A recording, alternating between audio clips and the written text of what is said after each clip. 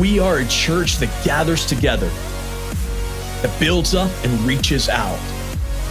It grows together because we're all on a journey of faith. We don't slow down, give up, or rest. We don't stay within these walls. No, we pursue strategic impact in our world, in our communities, and it's not stopping anytime soon. So when we say we're a church that feels like family, we're not being exclusive. We're talking about you. At our church, you aren't just a number. We are for you. We are with you. You are invited to be a part of something bigger, something greater, something eternal, making a difference for the gospel alongside people who are for you. We aren't called to sit on the sidelines. We're called to join together to make Jesus known. Join us at Crossroads Church.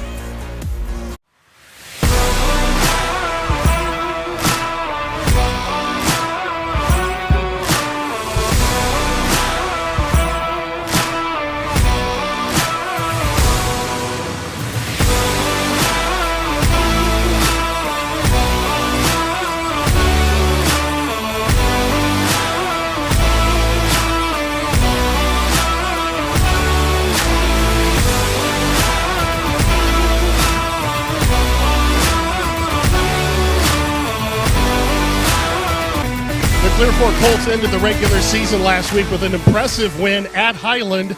The win wrapped up their third MOAC championship. Tonight, they play Upper Sandusky in the first game of the playoffs. The pregame show is coming up next!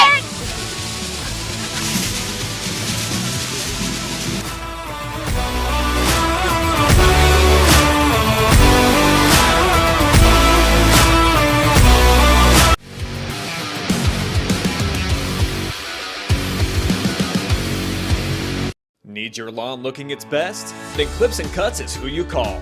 We have the knowledge, experience, and passion to create the most beautiful lawns and landscaping for residential and commercial mowing, plus complete landscape installments, landscape design, shrub pruning, and tree trimming. We also specialize in hardscape, offering a variety of patios, retaining walls, water features, and even snow plowing during the winter months. Call Nick Ritchie to schedule your services today. Take a look at all the action from Friday Night Football right here in North Central Ohio with great analysis, highlights, coach interviews, and so much more every single Friday night right here on the OH Report.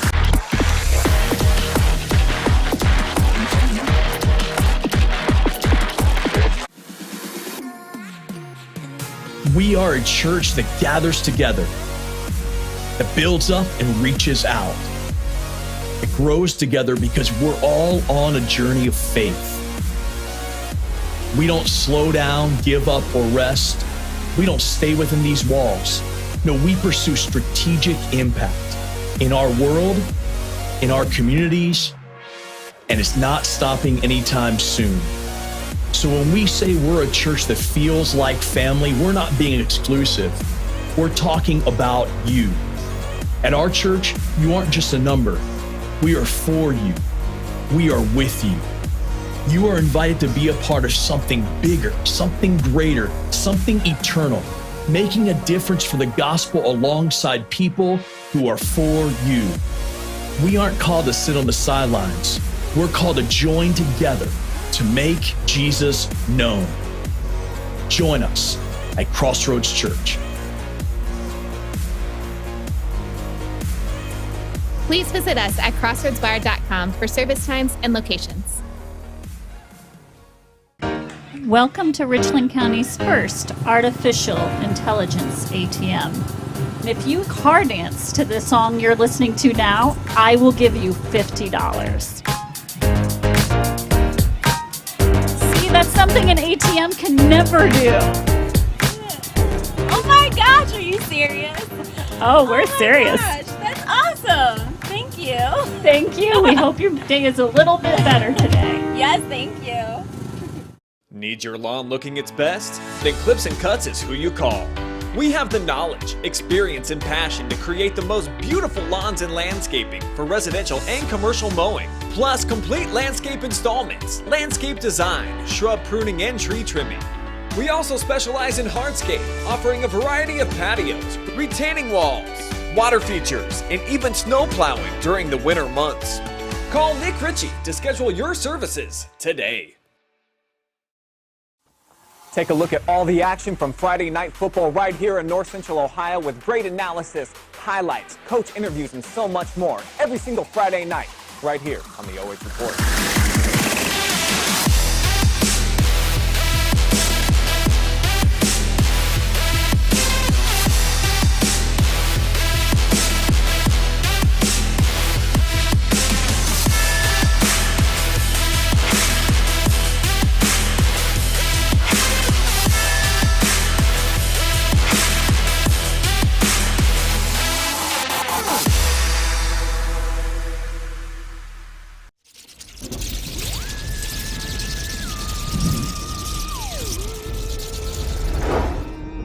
Happy Halloween!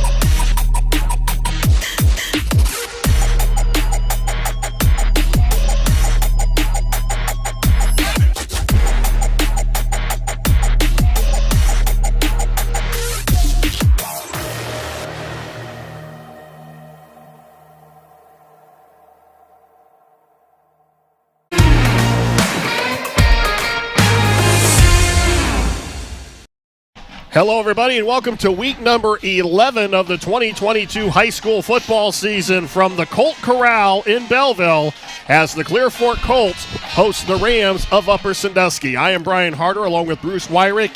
This is what the pinnacle of the high school football season is. It's the postseason run, and when you get that excitement and think that your team has that run in them, this is where the rubber meets the road right here. Yeah, this is the second season. You know, everybody talks about, winning your conference championship, going undefeated. But the big thing is you want to make the playoffs. And both these teams are in the playoffs. The state's going to make a run.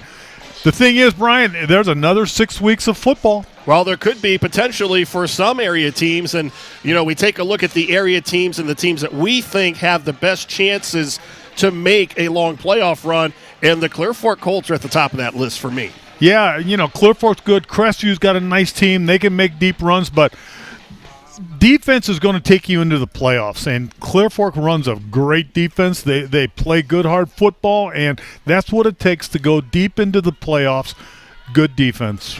They will take on Upper Sandusky, the number 12 seed out of the Northern 10 Athletic Conference. Last week, Upper Sandusky ended the season with a 17-14 win over Winford. They finished the season 5-5. It was kind of an up-and-down season for Upper. They lost 3 of their first 4. Then they went on to win 4 of their next 6. Getting wins over Bucyrus, Colonel Crawford in an overtime win, Buckeye Central, and Winford. This is a team that loves to throw the football, and as soon as I saw this matchup, I thought of River Valley. Yeah, they got the number 1 quarterback. He throws everywhere. They got the 2 of the top receivers in the league. They can catch anything, and you know, when you take a look at this matchup, you got one team, Clear Fork, that loves to run the ball. They'll just run it down your throat, control the clock. We've seen them do that all season long. And then they'll come up with a little play-action pass now and then. But then on the other hand, you have a flinging football team of Upper.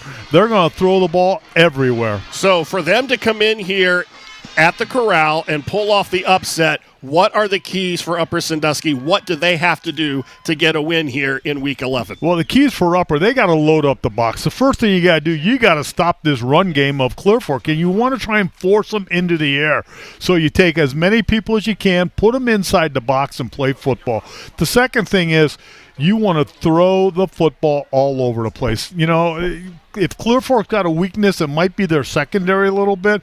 You just want to explode. You want to light up the sky with footballs going everywhere. Wear this team down. And the big thing is no turnovers. You do not want to turn the ball over to a ball control team like Clear Fork. Clear Fork, the number 5 seed in Division 4, Region 14. They defeated Highland rather soundly last week, 42-7 to win their 3rd MOAC championship. Howie Alt continued with an outstanding season. He had 144 yards on the ground on 15 carries. He scored 3 touchdowns. They are really, the Clear Fork Colts, I think, are hitting their prime as they head into the postseason. We've seen them play 3-4 games already, and they keep getting better and better. And the thing I like about the coaching staff, if they have a mistake in this game, it'll be corrected by the next game. And you don't see a lot of mistakes from this team. They don't have a lot of penalties. They don't turn the ball over. They just play good, hard football. Now the keys for Clear Fork if they want to advance past Week 11. First thing, they got to do what got them here, and that is run the football. They run the football, control the clock, you know, and keep it on their end zone. The other thing is they got to go after this quarterback. If you let a quarterback stand back in the pocket and just take his time, give his receivers time, you've got a mismatch somewhere. He'll find it. This quarterback is good enough to find the mismatches. So you got to pressure the quarterback. And the other thing Clear Fork's got to do is they got to control their kicking game. A couple years ago, we sat here and saw them lose a game because of a punt problem. Tonight, they got to have a perfect game. This team has really been, I think, probably one of the more balanced teams. They're right up there with Crestview with the ability to run the football and throw. When we were here a few weeks ago when they played Marion Pleasant, they threw the ball a lot, and Victor Skoog really showed the ability to have some touch on the long ball. And I thought that was a good coaching move. They knew they were playing a team that they were superior to. So what do? You come out and you try and run your passing game. And they started the game throwing the football all over the place, but when it got down to it, what'd they do? They just ran the ball down their throats. Well, and we know the kind of season that Skoog has had, 1,100 passing yards, 860 rushing yards, 22 touchdowns combined. He can really do it all, but Powie Alt also takes a lot of pressure off of him in that backfield. He does, and the Clear Fork is not a true drop-back passing team. They are a play-action team. They're going to use the run to set up the passing game. Upper Sandusky won the opening coin toss, and they deferred, so they will kick off to start things off here in Week 11, this Division 4 Region 14 playoff game between Clear Fork and Upper Sandusky. You couldn't ask for a better night, Brian. You got the sunset, beautiful sunset. You got the crescent moon. You got the crowd, playoff atmosphere, and you're in the Colt Corral. Aaron Flower will handle the kickoff chores for Upper Sandusky. As you fans out there are posting your comments, remember this is the last game that one of these teams will be playing during this season, so make sure you get your comments onto our message board. Return by one of the up men, and it's going to be up across the 40, so Clear Fork will start with pretty good field position. Let's take a look at the offensive lineup for the Colts. Victor Skoog was 4th in the MOAC in rushing, had 860 yards, 14 rushing touchdowns. Powie Alt 5th in the conference in rushing, 792 yards. He also scored 14 touchdowns, averaged almost 8 yards a carry. And up front, Caden Riddle, the All-Ohioan, leads the offensive line.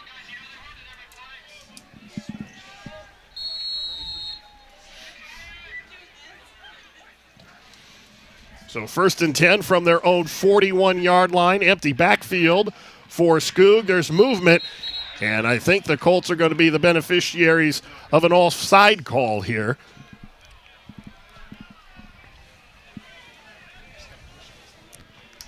Upper Sandusky's a little anxious to get at the quarterback. Jumped off sides. First penalty of the night. That's going to cost them 5 yards.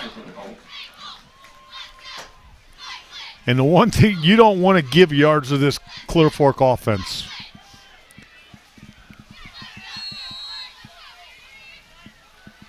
Penalty moves the ball up to the 46, so it'll be 1st down and 5. Skoog swings it out. Completion. And up close to midfield. And the ball is loose, and it's going to be recovered by Upper Sandusky as Evan Hill recovered the fumble, and the first play of the game for the Colts is a turnover. And one of the keys of the game, we said you do not want to cough the ball up, and off it goes. So not a good start for the Colts as Upper with the football at their own 46-yard line. We'll take a look at the offensive starters after this play.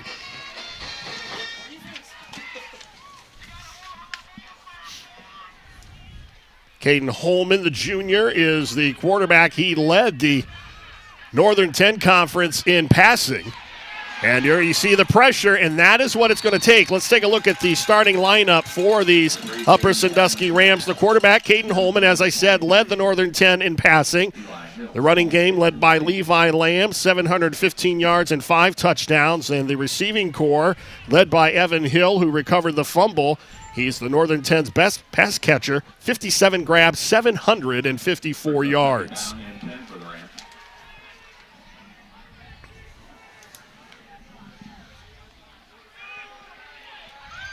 And Holman's going to keep it, and he's close to a 1st down. Actually, that was just inside the 45 down to the 44. Not a bad run. Nice opening play for Upper, moving the ball. Clear Fork's got 3 men at the line of scrimmage instead of 4. There's the defensive starters for the Colts.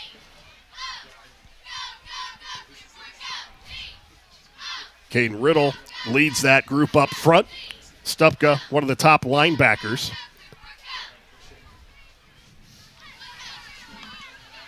Third down and short. And Holman lofts it over the right side. It goes incomplete, so it's going to be 4th down. And an interesting call here, given the place on the field at the 44-yard line. I would think the offense will stay on the field. Yeah, and, you know, that's kind of a play, but that's what Upper does. They're going to throw the ball. They are not a run the ball first, then throw. They're going to throw the ball, but when you're at a 4th and 1 early in the game, go for it. Trips to the left. Holman with the fake, and he has the 1st down. He breaks a tackle, and he stood up at the 38-yard line. So Holman converts on 1st down, and the Rams keep the drive alive. Clear Fork's in a man-to-man defense. They have no free safety. They're just going straight man on you. It's going to take a little bit of time for the quarterback to figure out what's going out there and who's open. Logan Anderson comes up to make the stop. 1st and 10 now at the Colt 38-yard line. Brian Harder, Bruce Wyrick from Clear Fork High School, the first round of the Division IV Region 14 playoffs. The number 5 seed Colts hosting number 12 seed Upper Sandusky. The winner of tonight's game will take on the winner of number 4 Elyria Catholic and number 13 Bryan. That game will be played next Friday. Kickoff at 7 o'clock. The lower seed will host that game. That's Levi Lamb. His first carry of the night has nowhere to go as he tries to turn the corner.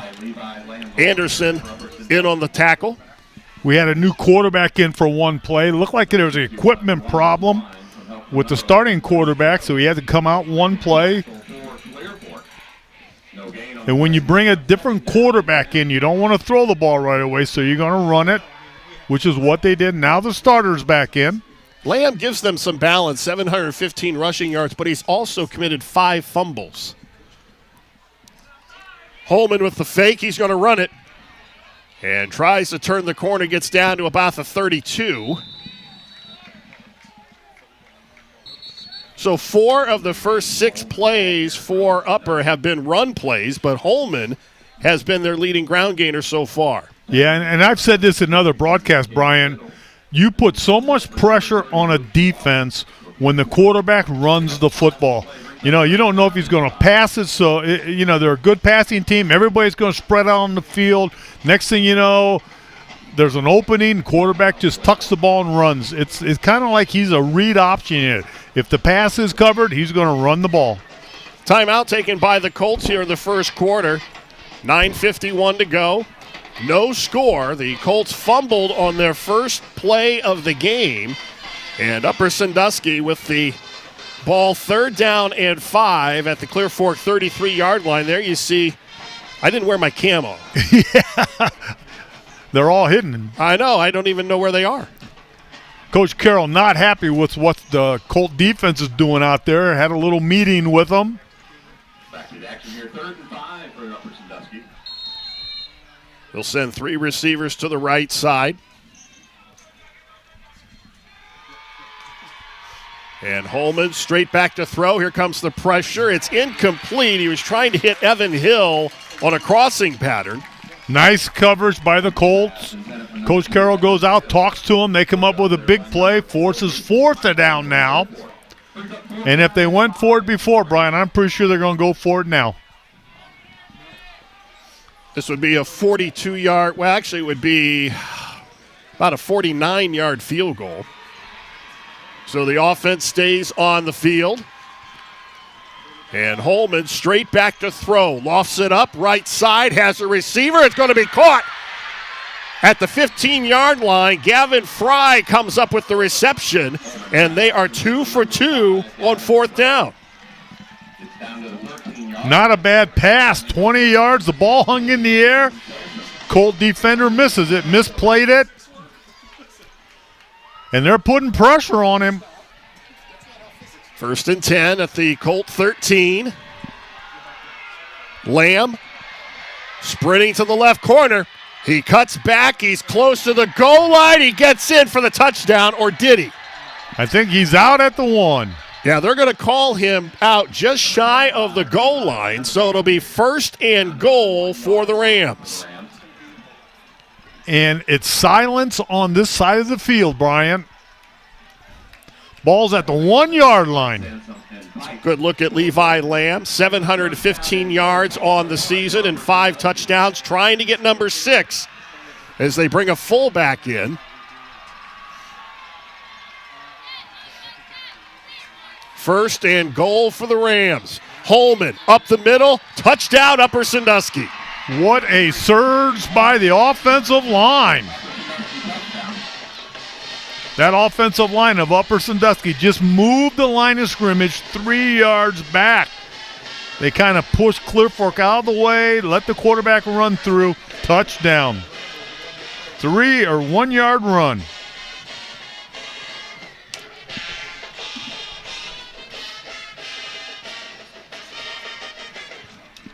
So Holman, known for his passing exploits, gets Upper on the board. And as we take a look at the touchdown again, or the extra point here, the key to that drive, one was the turnover that gave them the ball in the short field. As the extra point is up and good, actually it was no good. So with 9:18 to go in the first quarter, Upper up by 6. Need your lawn looking its best? Then Clips and Cuts is who you call.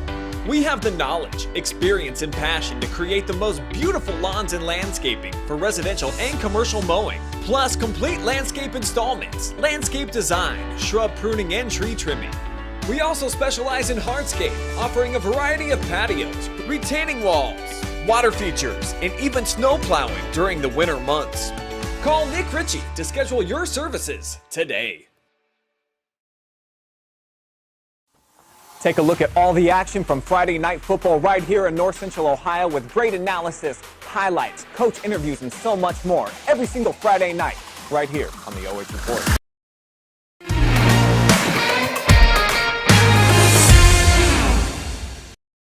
So Upper quarterback Caden Holman capped a 10-play, 53-yard drive with a 1-yard touchdown run. Watch the offensive line. Watch what they do. Bam! He just right up the middle. And now Clear Fork will play from behind here with 9:18 to go in the opening quarter. Low squib kick. Schlosser picks it up at the 13. Has running room up the middle, and he is stopped at the 41. So for the second straight time, a drive for Clear Fork will start at their 41-yard line. The defensive starters for Upper, we did not get to this group earlier. They are led by Aaron Flower, Carson Albin. The linebackers, this is a good linebacking core of Allen and Nathan Lewis. Gavin Fry with 4 picks in the backfield. So they'll try it again from the 41. Skoog with an empty backfield. They will stay on the ground.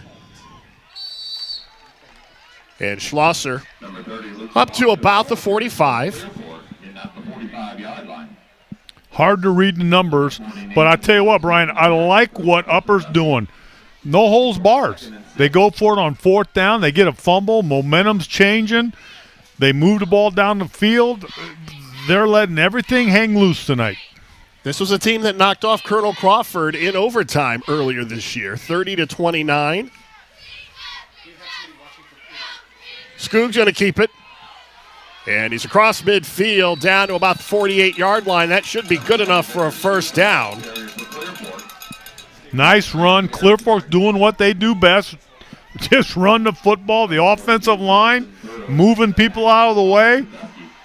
Clear Fork football, here we go. There's a good look at Skoog's numbers again and the balance that he brings to this offense. 1st and 10 at the Upper 48. That's Schlosser in motion. Skoog's going to throw it. Looks over the middle, right side. It's going to be caught down inside the 20-yard line and a first down for Clear Fork. And Robeson comes up with the reception. Nice play. All go. Send everybody deep. Great play. So despite giving up the touchdown in the first quarter, the offense comes right back onto the field, and they're down inside the 20-yard line. They spread everybody out and just throw the ball deep.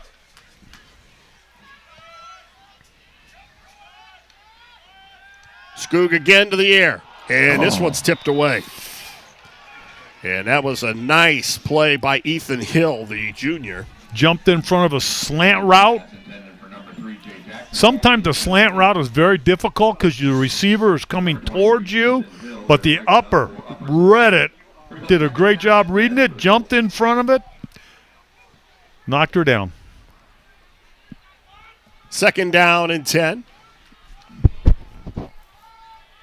Now a tight formation for the Colts.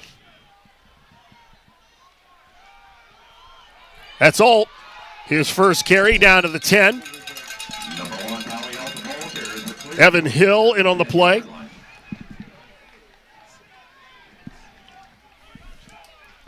Nice run, nice blocking. Alt with 144 yards on 15 carries last week against Highland, and he also scored 3 touchdowns. Pickup of 7 on that play. There's movement on the line, and this may be against Clear Fork.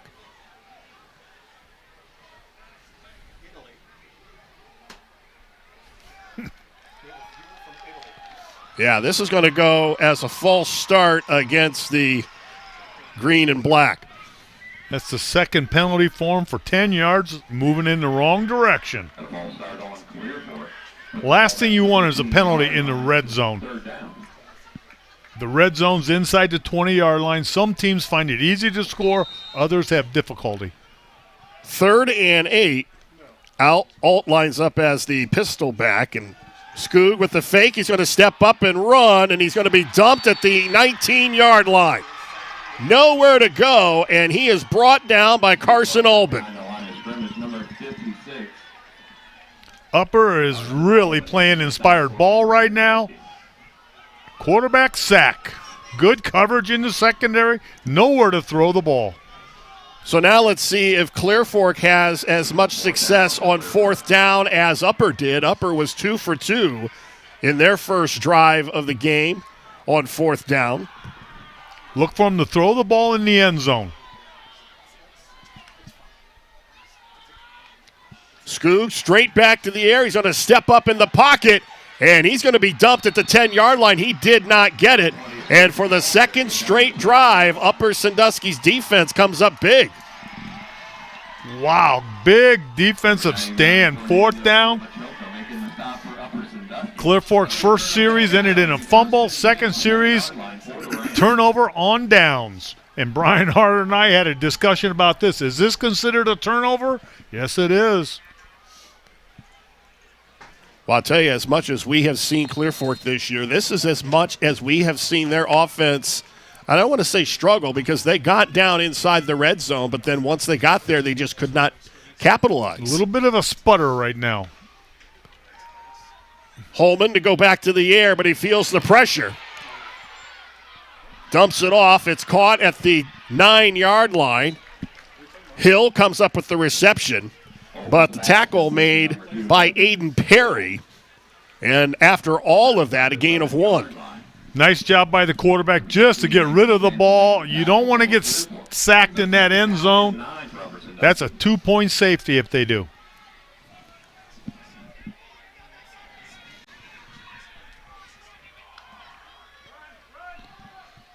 They go back to the ground, and that's a nice carry up across the 20-yard line by Levi Lamb. Number 25, Levi Lamb, the ball carrier for Upper Sandusky. Tell you what, this Upper Sandusky offense has a lot of confidence here in the first quarter, and they're able to really run or throw the football when they need to. They're playing inspired ball right now. Inspired ball.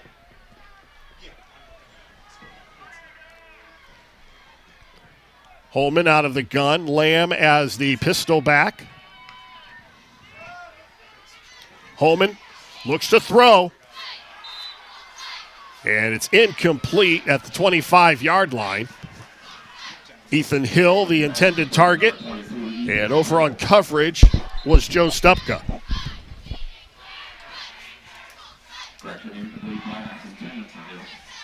Officials timeout. 5:09 to go in the first quarter. Upper with a 6-0 lead thanks to a 1-yard touchdown run by Caden Holman. Beautiful night for football down here in the Valley.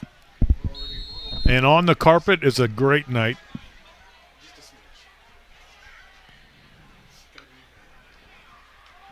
They go back to the ground. That's Lamb, and he has nowhere to go as he is wrestled to the turf by Aiden Perry. So that brings up 3rd and 11. In 3rd and 11 for Upper, it's no different than 1st and 10. All they're going to do is throw the ball. They've done it all season long. Look for them to look for a curl or something over the middle. Holman has completed 60% of his throws. Looks to go to the air again, and this is going to be incomplete as he overthrows Gavin Fry. So that's going to be 4th and 11. I think this time they're going to punt the football. Yeah, he's got to get himself out of the hole. The Clear Fork defense is starting to show their dominance, and what they do, they can stop a team short of the first down, which means they have to punt. So every time they punt, good field position for Clear Fork's offense. Holman also handles the punting chores. He stands inside the 5. And Clear Fork should have pretty good field position. Nice kick by Holman. It bounces and takes an upper roll down out of bounds at about the 45-yard line. So that's where the Colts will take over. Down 6-0 with 4:19 to go in the first quarter. And this is the 3rd drive for Clear Fork, and they've started in this spot all 3 times. Started at the 41, the 40. Now they're at the 45-yard line, 46-yard line. But the Upper defense is rising to the occasion tonight. That first drive ended in a fumble. The second one ended on downs. And let's see what the Colts are able to do here. 1st and 10 at their own 46. Skoog. A little flanker screen is caught by Anderson. Anderson down inside the 45 and a pickup of 14 on first down.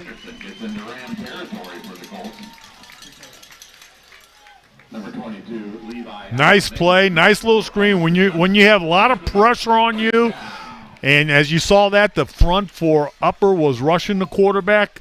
You let them rush and dump the ball behind them. Levi Allen came up to make the play.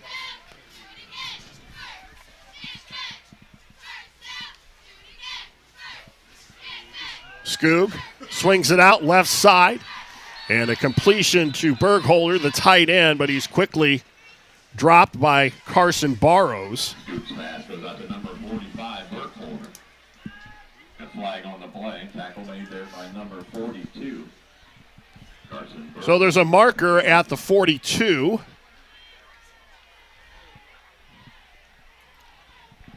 I have no idea what the call is. Did you see that they're watching this game from Italy? There we go. We are international. I think our pay goes up, doesn't it? I think it does. Go outside the United States. We go to international fees then. That's right, international money. Penalty is going to be against Clear Fork. That's going to be their third penalty. And no, I don't know how to say that in Italian. And that's a big one. That's a 15-yarder. So that moves the ball back to the 44-yard line. Third penalty for 25 yards. And this is not the first quarter that Dave Carroll drew up. No. Back to the 44-yard line. Still first down. So it is first and long. They need to get all the way down to the 31 of Upper for a first down, and they will take this snap at their own 44.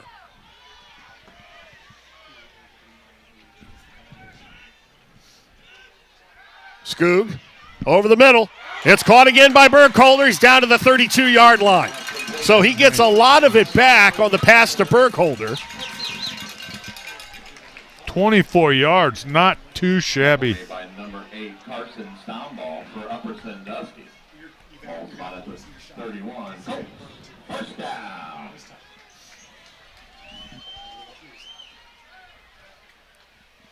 Bergholder leads this team in receptions with 15 for 310 yards. And there he gets a big one. Right over the middle.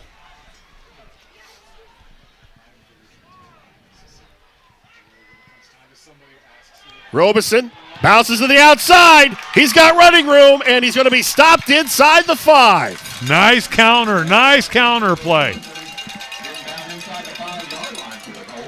His first carry of the night, and again, Clear Fork knocking at the door. It'll be first and goal. Not a bad counter. Everybody goes to the left. They run a little counter back to the right. 27 yards later, they take him down. And Evan Hill saves the touchdown for Upper. First and goal from the 3.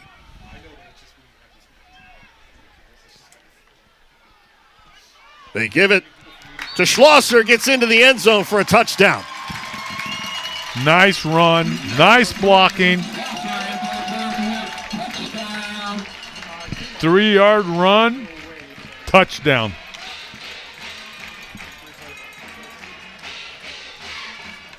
This is Clear Fork football.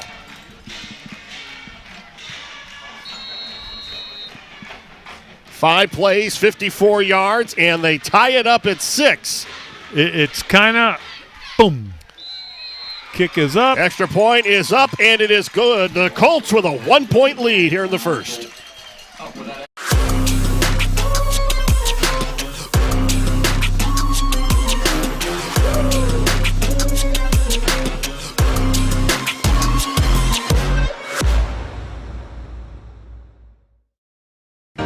Welcome to Richland County's first artificial intelligence ATM. If you car dance to the song you're listening to now, I will give you $50. See, that's something an ATM can never do. Oh my gosh, are you serious? Oh, we're serious. Gosh, that's awesome. Thank you. Thank you. We hope your day is a little bit better today. Yes, thank you.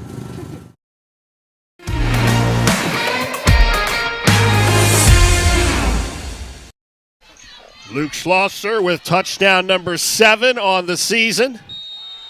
And this is just good old-fashioned smash-mouth football. They give it to Schlosser as the first back through, and he bolts into the end zone, and the Colts are on top.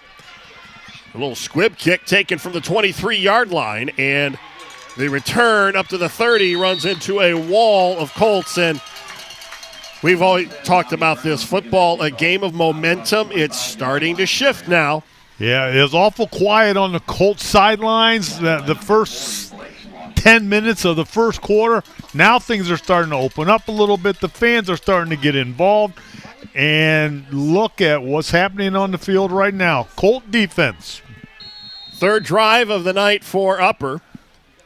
And this one will start at their 29.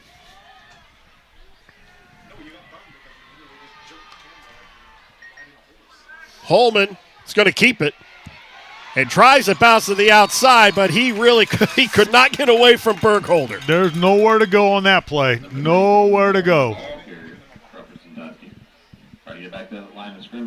Milo Burkholder read that perfectly. Sheds the block, gets over, makes the tackle. If you're going to make a run in the playoffs, if you're going to go deep, your defense has got to come to the ball games. And right now, Clear Fork's defense got to make a statement.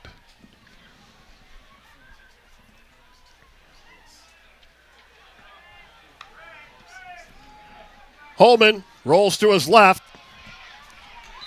Hill brought down at the 33.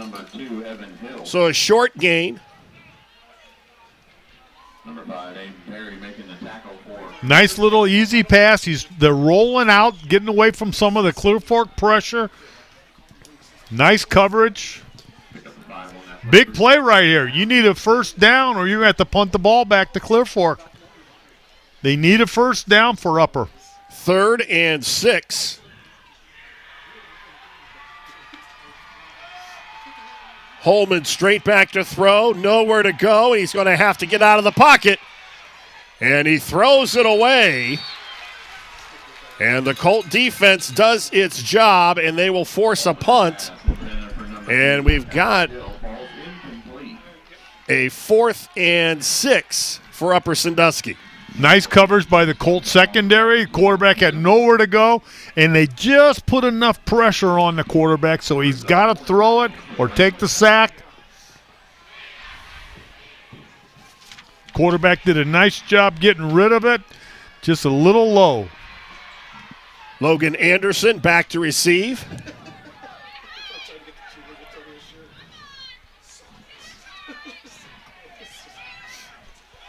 Holman's kick is again going to take an Upper Sandusky roll to the 31. And this is the worst starting position for the Colt offense tonight. 31-yard line. But the Colt offense comes alive. You know, we've seen them in earlier games, and they do run a great little counter play. And that counter play, to me, is the key of that touchdown series. That kind of broke the back of Upper. When you have a little back that can scoot, that causes big problems for you. 4th drive of the night for the Colts. There's movement on the line, and I think they're going to get a 5-yard head start. Upper's a little quick to pull the trigger. It's going to cost them another 5. That's their first penalty tonight.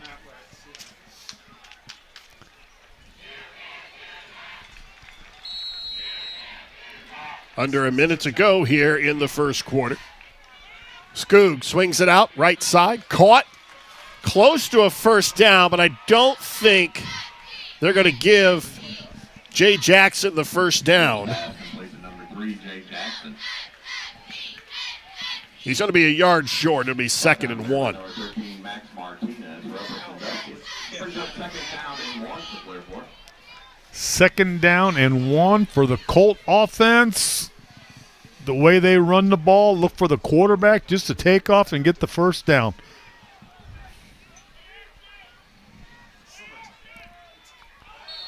And there's movement. This is going to go against Clearfork. Boy, very uncharacteristic of the Clearfork team right now. A little out of sync.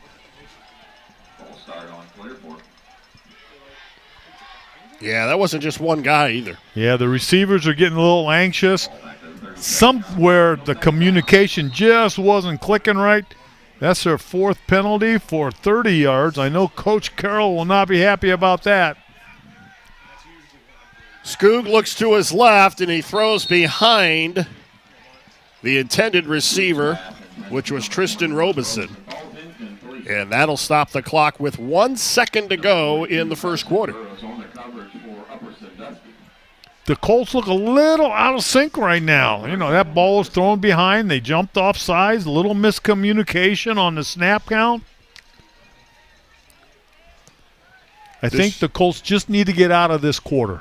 This should be the final play of the first quarter.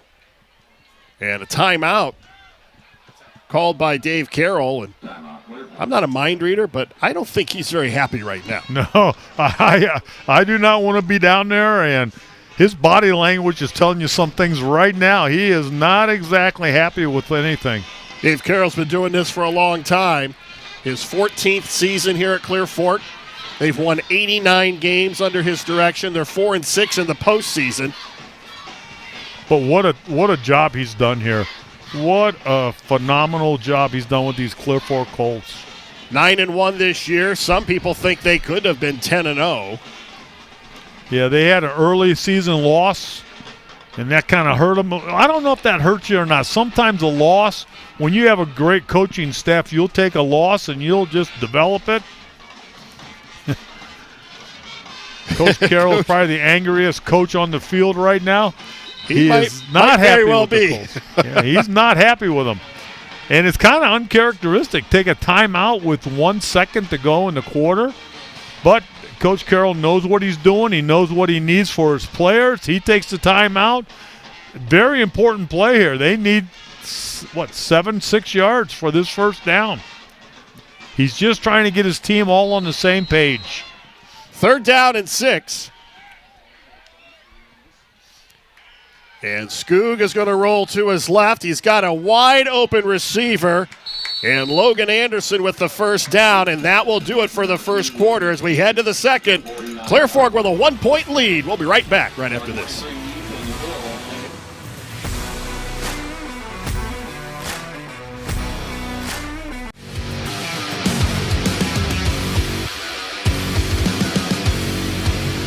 Need your lawn looking its best? Then Clips and Cuts is who you call.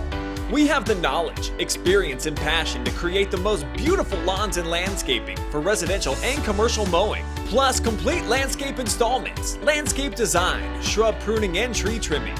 We also specialize in hardscape, offering a variety of patios, retaining walls, water features, and even snow plowing during the winter months. Call Nick Ritchie to schedule your services today. Take a look at all the action from Friday Night Football right here in North Central Ohio with great analysis, highlights, coach interviews, and so much more every single Friday night right here on the OH Report.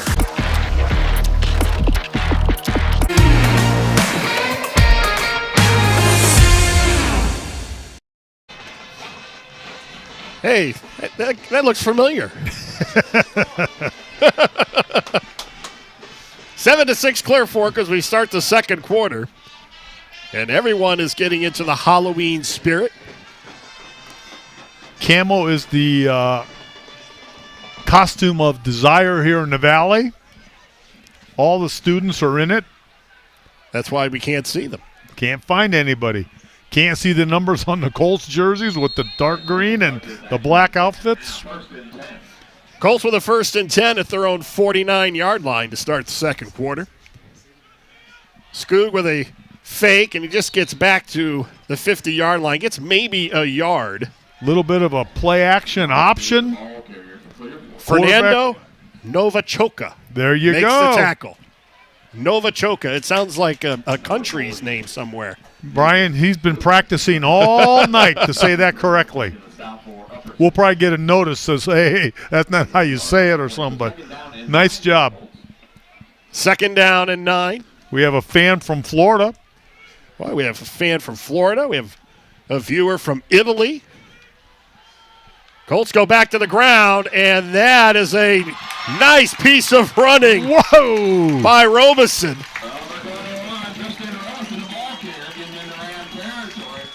And somebody lit a fire under the Clear Fork offense. Could it have been the coach with that 1 second timeout?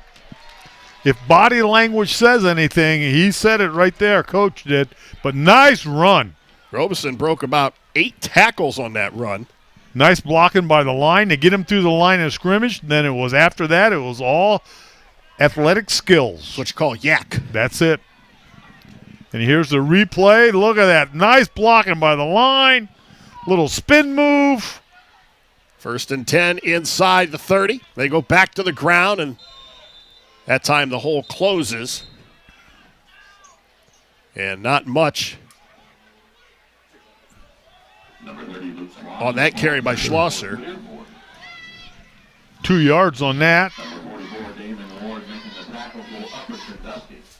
Damon Ward comes up to make the play after a gain of a couple. Look for him to run that little counter back pretty soon. That little counter made a big play earlier for him, and see if Upper's adjusted to it.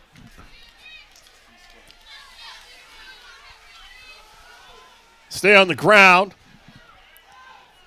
And not much room on that left side up to the 25. Gets a good 4 yards. Keeps Robeson. the drive moving. Robeson tackled by Colin Bills. Number 55, Colin Bills. Nice step up by the Upper. You got to control the line of scrimmage. You can't lose your spot. You got to keep your leverage on your gaps. And the linebackers got to make the big plays. 3rd and 6, backs in the eye. And they fake it to Alt. Skoog rolls, has all kinds of running room.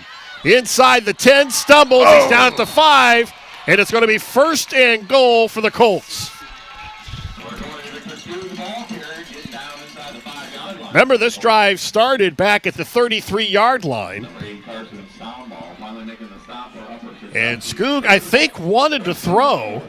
Oh, when there's nothing but green grass in front of you and it's turf, you just take off and run. Carson Albin may have gotten away with a late hit. 1st and goal for the Colts from the 5. That's Alt as the tailback. And they're going to give it to Alt. Up the middle, touchdown Colts. Hallie Alt gets into the end zone. And the Colts add 6 more to their lead. Simple 5-yard run. Nice run.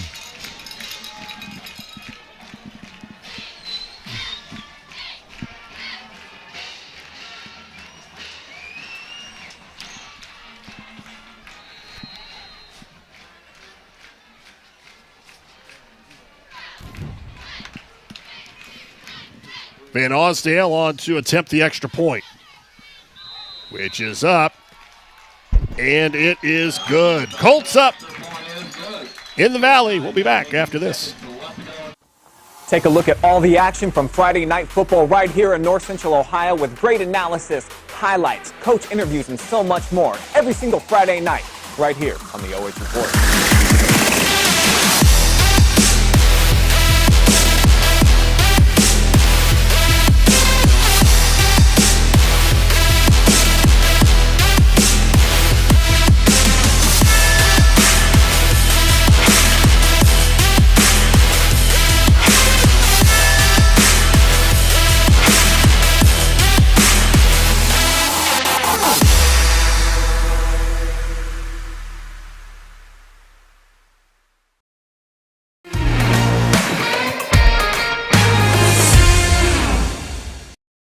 Colts with a 14-6 lead. After a bit of a slow start, their last 2 drives have resulted in touchdowns. This one, a 5-yarder by Powie Alt, his 15th of the season. All right, so here's the challenge. We're getting viewers from South Carolina, Oklahoma, Florida, and Italy. And if you're anywhere else, speak now so we know where you're watching from. Brian Hunter, Bruce Wyrick from Clear Fork High School. And the Colts with a 14-6 lead, 9:12 to go in the first half. The winner of tonight's game will play the winner of Elyria Catholic and Bryan. That game will be played next Friday night. Kickoff is set for 7 o'clock. The lower seed will host that matchup. It's kind of funny. We sit up here and we kind of questioned when Coach Carroll took that time out with 1 second to go. But what a change his football team shows.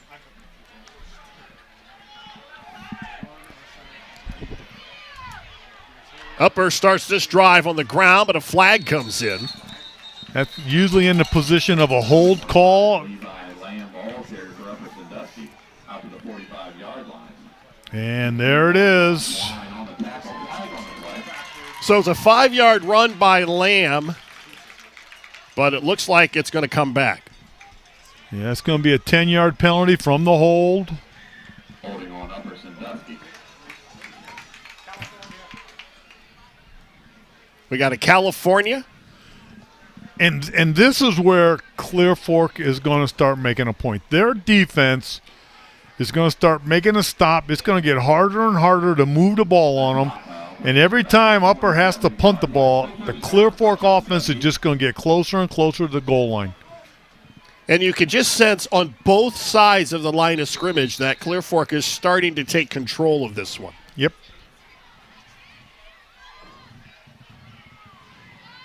Holman out of the gun. Lofts it up on the right side. It's a reception down at midfield. And they're going to be close to a first down as that was hauled in by Evan Hill. First down. That is why Holman was the Northern 10's leading passer with over 2,200 yards, 16 touchdowns, but he threw 15 picks. Yeah, but I'll tell you how many times have they thrown that route this year? He just laid it right in there. Great catch. Holman, only a junior. They go back to the ground and run down inside the 45. So Lamb is pushed out by Sansom. I really think it's this range. When they do these wide sweeps, he's got 4 or 5 blockers out in front of him. It's like the old Cleveland Browns sweep. I'm showing my age, but they are getting a lot of people in front of their ball carriers.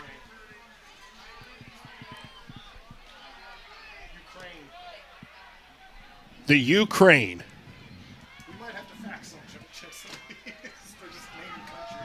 Holman back to throw under pressure, and he gets it off, and it's almost completed. And that's one of the keys of the game for Clear Fork. Put pressure on the quarterback. Now, the quarterback does have a lot of interceptions this year, and that might have been one of the problems right there. That ball probably should not have been thrown. Third down. Yeah, I've heard the term gunslinger. And that's what he's doing.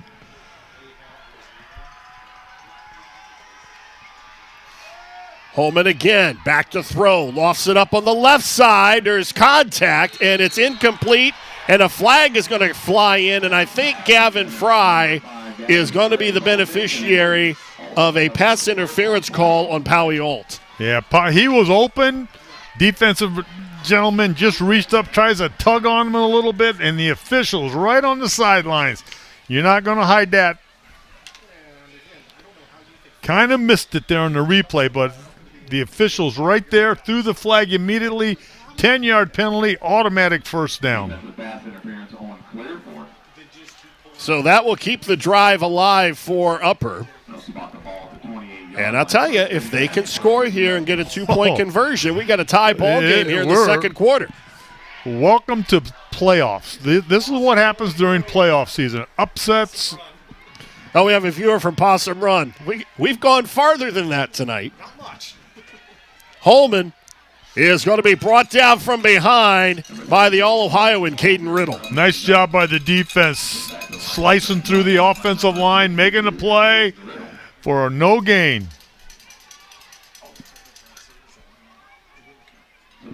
Yeah, he's not going to get away from 62. Nope, no. Once you're in his grasp, you're done. Like being in a big bear trap.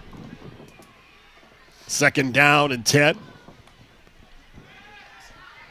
Holman again looks to go to the air. It's caught. A flag is down, and let's see what the penalty is as Gavin Fry comes up with the reception. That's going to be a holding on Upper. 10-yard penalty. That's their 3rd. Well, it hasn't been the cleanest game. No, a lot of laundry being thrown out there, but the one thing Clear Fork's doing, they're sending more men than Upper can block. They might be. You have 5 blockers, a center, 2 guards, 2 tackles. Well, Clear Fork's sending 2 guys up the gap, or they're sending 6 guys. Somebody's going to come open. They're putting pressure on the quarterback. Cindy Roethlisberger's watching from the parking lot. It's a tough ticket to get tonight. Now we just need a post from the press box. Yeah. 2nd and 25 for the Rams. Holman, all kinds of time. Now he's flushed out of the pocket. And he's going to try to get some of it back himself. He's upended at the 30. Logan Anderson makes the tackle. Nice run by the quarterback. That was nice coverage downfield by the Colts. And the Colts put just enough pressure on the quarterback to get him out of the box. And if you're a defensive coordinator, one of the toughest things to do is stop a running quarterback when you're trying to cover everybody going downfield. Well, anyone who has played Clear Fork knows that. Victor Skoog, one of the best running quarterbacks in the area. And he will eat you up if you let him. 3rd down and 10. Holman looks left side. He's got a receiver. It's caught and it dropped at the 2-yard line, in and out of the hands of Gavin Fry. That was a heartbreak. Fry would love to have that one back. It's, people sit here and they say, boy, that was an easy one. He should have had it. But when you have a defensive person waving his hands in front of your face mask, and it's a lot tougher to catch the ball than you think. So it's 4th down. They're going to try to convert for the 3rd time here on 4th down in the first quarter, or first half. Off it out left side, and it's going to be picked off inside the 15-yard line as Logan Anderson comes up with the interception. That is the gamble, and that's what you have when you have a guy like Holman who is prone to throw interceptions. Yeah, you're in a 4th down situation, but he did the right thing. The quarterback's sitting there. He knows it's 4th down. He doesn't want to take a sack. No monkey business tonight, Clear Fork. Yeah. And so the quarterback's on 4th down, you throw it. You look for an interference. You look for anything to happen. Most defensive backs on 4th down are taught to knock it down, but when you can intercept the ball, you take it. Anderson with his 3rd interception of the season. And the Colts defense comes up big. And they get it back with 7:18 to go in the half.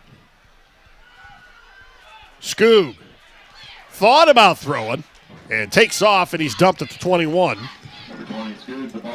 Aaron Flowers makes the play. Like nice play action, nobody open, quarterback takes it. Anytime you can get 5 yards on a busted play, you're not doing too bad. That's the athletic ability of the quarterback. He'll get yardage for you. Got almost 5. We'll call it 2nd and 5.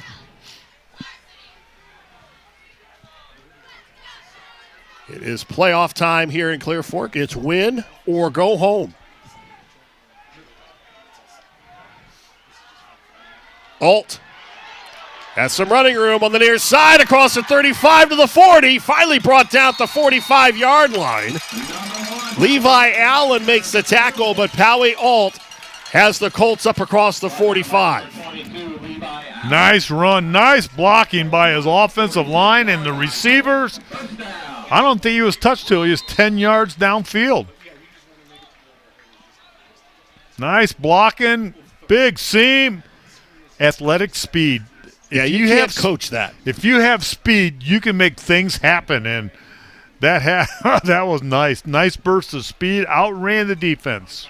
Pally is an interesting story. He moved here from Bay Village last year. Didn't even know where Bellville was. Yep. And he has been a huge part of their success here in 2022. Well, Colt football's putting Bellville on the map. And he has been a large reason. He takes a lot of the pressure off of Victor Skoog. You just can't focus on where Skoog is because he can beat you in so many different areas. And Coach Carroll does a great job. You know, they spread the wealth out. If one person's being stopped, you give it to another. If he's being stopped, you throw the ball. If that doesn't work, you try something else. But when you have as many weapons as Clear Fork has, something's going to break open in the night. You call it an embarrassment of riches between Powie Alt, Schlosser, Ty Robeson. As Aaron Brown said, you can only hope to corral him. Skoog. And that's incomplete. Try a little crossing pattern, little flanker screen. Anytime you're getting a nice pass rush, you try that little screen. This time Upper was ready for it. Dropped the defensive lineman back. Number 54 actually dropped back to take that play away. There's a good look at Jay Jackson, who was the intended receiver. 2nd down and 10. 6 minutes, 22 seconds to go.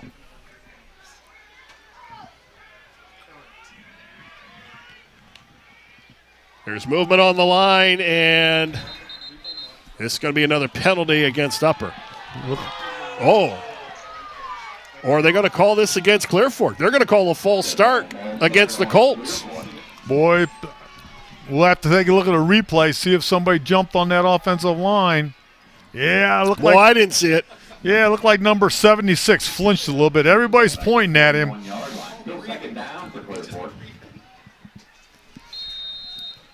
Once you're a lineman and you put your hands down on the turf, you cannot move. If you move, it's a 5-yard penalty. Makes it 2nd and 15.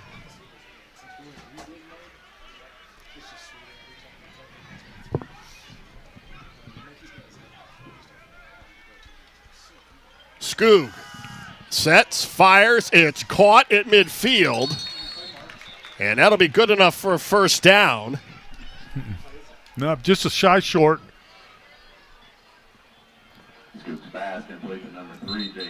Jackson with the reception. Flag on the play. And another flag.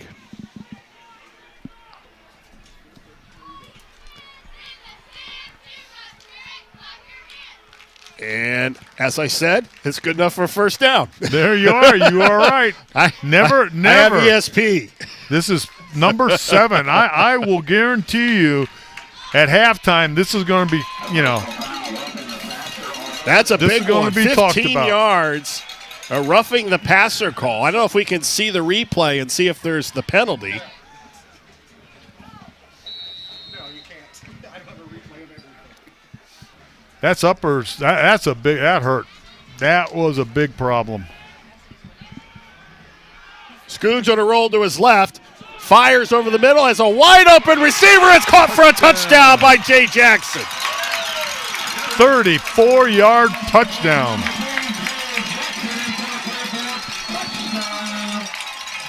So the first touchdown pass of the night for Victor Skoog. And the offense is starting to wake up. Ever since Coach Carroll took that timeout with 1 second to go, his team is responding. And responding they are. 5 plays, 85 yards, a couple penalties. Van Osdale's extra point.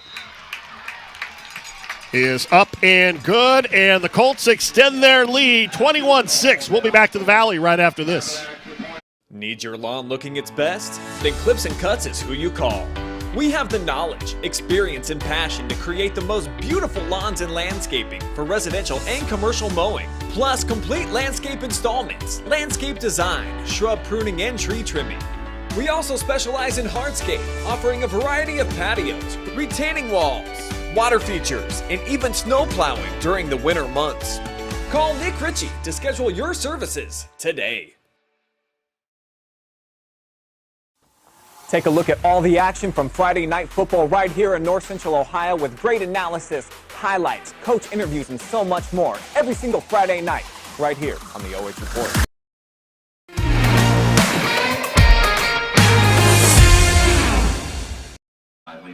Jay Jackson, who just scored the touchdown, will kick off for the Colts. Let's take a look at the reception. 34 yards from Victor Skoog. And the Colts are starting to roll here in the second quarter. Evan Hill with the return up to about the 28-yard line. And what a catch the young man made. 34 yards, balls in the air. Quarterback did a great job getting away from the pressure, just lofted it up there. Anytime you let a receiver get behind you, get behind the defense, it's a problem, and that was a touchdown. And as you said, Brian, the Colts have woken up. This drive will start from the 30 with 5:51 to go. Upper, remember, won the opening coin toss, and they deferred, so they'll get the ball to start the third quarter. Lamb, and not much doing on first down for Levi Lamb. Colt defense is starting to step up a little bit, shut down the run. Look for Upper to just start unloading the ball. The run game's having problems right now against the Colt defense. Throw it. And on cue, Holman back to throw, looks left side, and it's batted around, and it's incomplete. Howie Alt on coverage, and Gavin Fry, the intended receiver. I think we know where he likes to go. Oh, yeah, number 5. But nice coverage by the Colt defense. They're in a man-to-man coverage. He's got him. Where he goes, I go. Knocks it down. Evan Hill came into tonight with 57 receptions. Gavin Fry also with 57 receptions. The two favored targets for Caden Holman. 3rd and 8. And he's again flush from the pocket. And Holman throws it near the sideline, just getting rid of it. And one of the keys of the game, we talked about it, Brian, before the game. You got to put pressure on the quarterback, and there they go. Nice job by the Colt defense. Anytime you can force the quarterback out of the pocket, out of his sweet zone, out of where he likes to throw the ball from, you're going to have a successful play. Well, here are the drives so far for Upper. Their first drive of the ball game was the touchdown. Then it's been punt, punt, interception, punt. And that's Colt defense. And again, it's going to be down at about 35. So the Colts will take over with 4:59 to go. And if I know Coach Carroll, this is a big drive for them. If they can put a touchdown on the board here, it's almost like putting the nail in the coffin. And you just go into the locker room, you feel good about it, you have a good halftime talk about it. This is a drive, maybe nail the coffin shut. The second quarter has been their quarter all season. They've scored 151 points in the second quarter. This pass up across the 45 to Robeson. Nice simple play, 14-yard pass. Making the tackle for Upper Sandusky. But give Colts first down. And right now, the Colt team, defense, specialties, everything is clicking. First down from the Colt 46. Swing it out near side. Another completion. And that's Schlosser. Getting into Ram territory. And now they're just kind of picking their way down the field. 6 yards on that reception. And the Colts inside the midfield stripe at the 48-yard line. The Colts are taking what Upper will give them. If they're going to give them the flat zone, they're going to throw the ball there. Skoog again, back to throw. This one's caught. And Jackson with another reception. Ethan Hill forces him out of bounds. So this drive has started with 3 straight passes.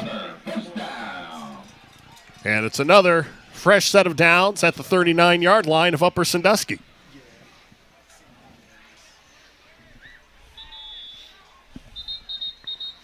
And a timeout taken by Upper with 3:49 to go. Brian Harder, Bruce Wyrick from Clear Fork High School.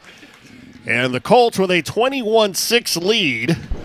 And I think you get the idea that Upper, they need to stop the Colts. There's no way, there's just no way Upper can let Clear Fork score right here. Oh, wow. We have a scoring update here.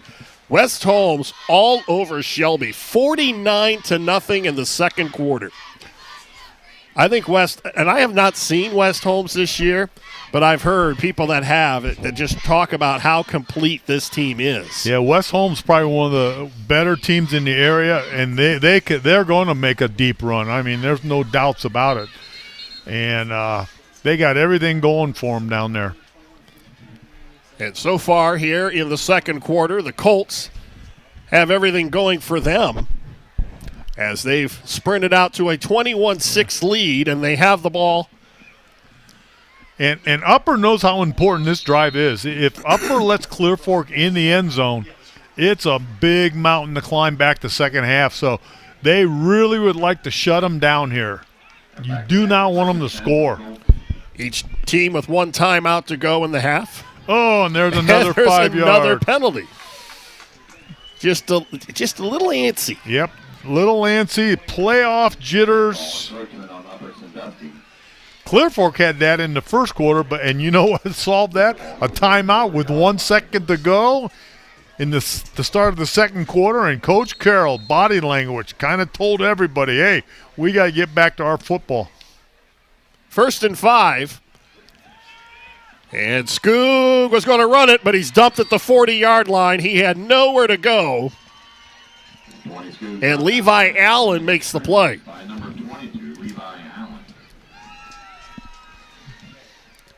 They just gave the 5 yards back to Upper. Upper gave him 5 on the offsides, and Clear Fork with the quarterback sack gave him another 5 yards. So here we go. 2nd down, 10. I'm really getting antsy to see that counter coming back. See if the Colts can run that counter back. Philip Wilson watching from New Jersey. Alt up across the 35 down to about the 34. Nice 5-yard run right up the pipe. I almost feel like I'm collecting license plates. Yeah. 3rd down and 5. Now I'm interested not only where are you watching from, but who are you rooting for? Watching from the Ukraine. So we need a chart. Yeah. Green states and orange states. And here goes the quarterback.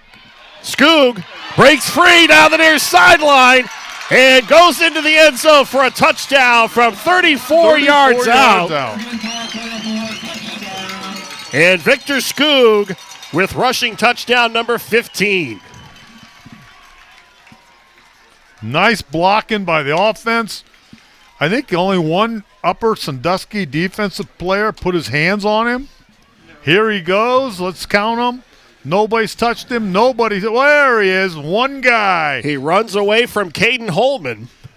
Nice blocking by the interior of the Colt offense, and that's just what Upper did not want to happen.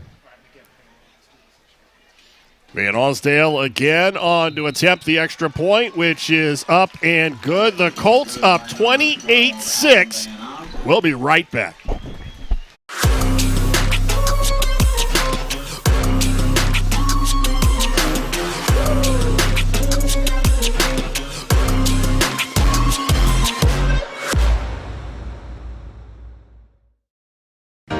Welcome to Richland County's first artificial intelligence ATM. And if you car dance to the song you're listening to now, I will give you $50. See, that's something an ATM can never do. Oh my gosh, are you serious? Oh, we're serious. Gosh, that's awesome. Thank you. Thank you. We hope your day is a little bit better today. Yes, thank you.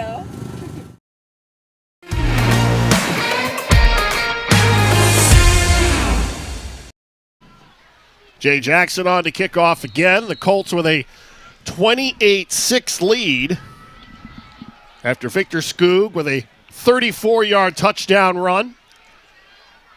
And as my partner said during the break, the route may be on as the Colts have whatever caused them to have that sluggish first start, they've corrected it. Yeah.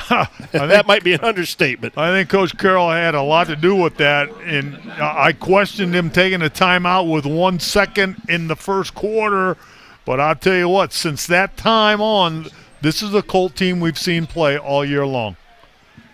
Their defense is dominating, their offensive line is starting to block the line of scrimmage, and the backs are running the touchdowns. Couple of other playoff scores to pass along. Centerburg losing at the half to Columbus Academy, 21-14. Mansfield Senior all over Ontario, 31-0 in the second quarter. Holman is going to run this one, and he's up across the 45.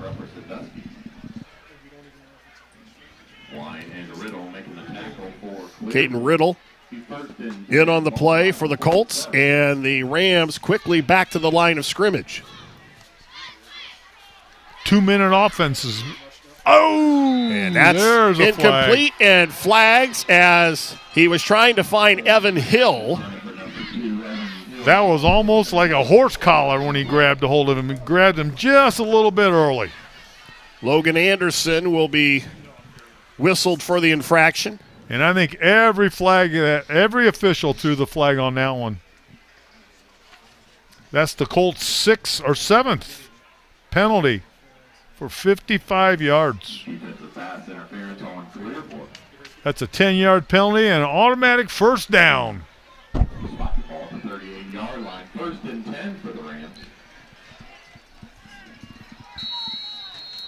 So that puts the ball inside the 40. They got to go deep. Upper has got to throw the ball deep. Holman's going to keep it, and he gets maybe a yard off the right side. If Upper expects to get any points here, they've got to go. They got to go deep. They got to have a 20, 30-yard pass completion here.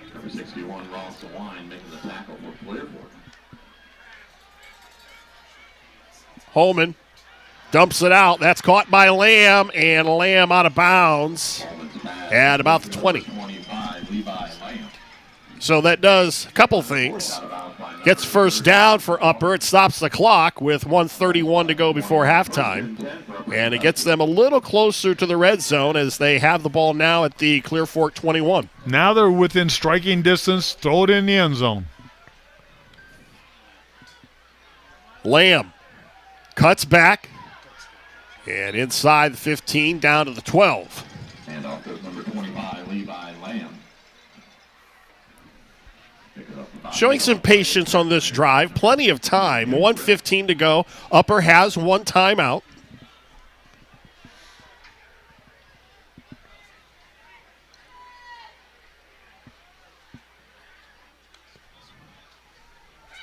Holman looks to the left side. It's caught at the 10. First down. Ethan Hill makes the reception. The tackle made by Aiden Perry. And Perry does a nice job of making sure as the timeout is called by Clear Fork. Perry did a nice job on that play of making sure that there was nothing after the catch, and he stayed in bounds. Yep, keep the clock going, force them to use their timeout.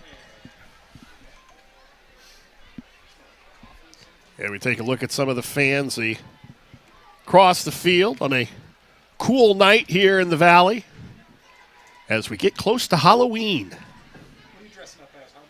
I'm going to dress up as Coach. Coach, what are you dressing up as? I'm going to come with Brian Harder. That's boring for me. That's Just got the two of you again. Ouch. There's a good look at Russell Hall in his 5th season as the head coach of the Rams.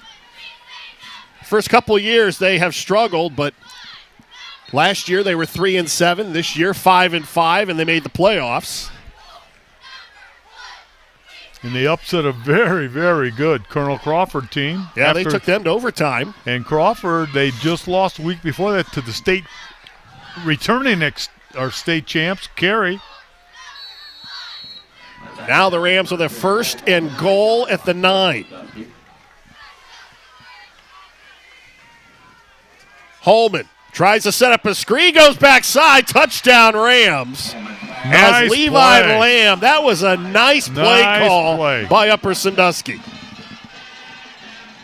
Nice 6-yard touchdown. You fake it to him first, then you throw it to him. Fake it to him, he hides, then he pops out. Outside linebacker lost him. So from 9 yards out, the Rams get on the board. Extra point is up, and it sneaks across. So with 51 seconds to go before halftime, Upper makes it a 28-13 ball game. This is a nice play call by the coaching staff for Upper. Excellent call. Excellent call.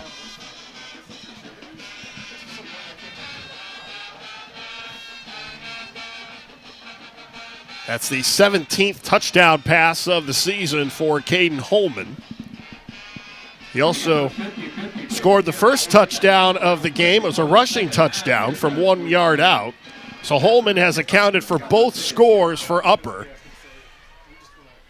And, you know, we made the mistake of saying the route was on, and Upper is going to keep it interesting here. And, again, they're going to start with the ball in the third quarter. Anytime you can throw the football, you know, you can score at any moment. And that's what Upper's doing. They're throwing the football all over the place. We talked about it as being one of the keys of the game. And they're making things happen. They're keeping their team in the playoffs. Aaron Flowers has it teed up at the 40. And that was a nice job by the Rams. And they have kicked away from Poway Alt all night long, and they will not kick to him again. He led the MOAC in kickoff returns, had one for a touchdown. This drive will start for the Colts at the 35. And we're looking at 7 seconds? But Clear Fork with no timeouts. Yeah, but look for them to go for it. You know, Colts, if there's anything that you can scrape together, if there's a play in there somewhere, watch and see if they don't go for it.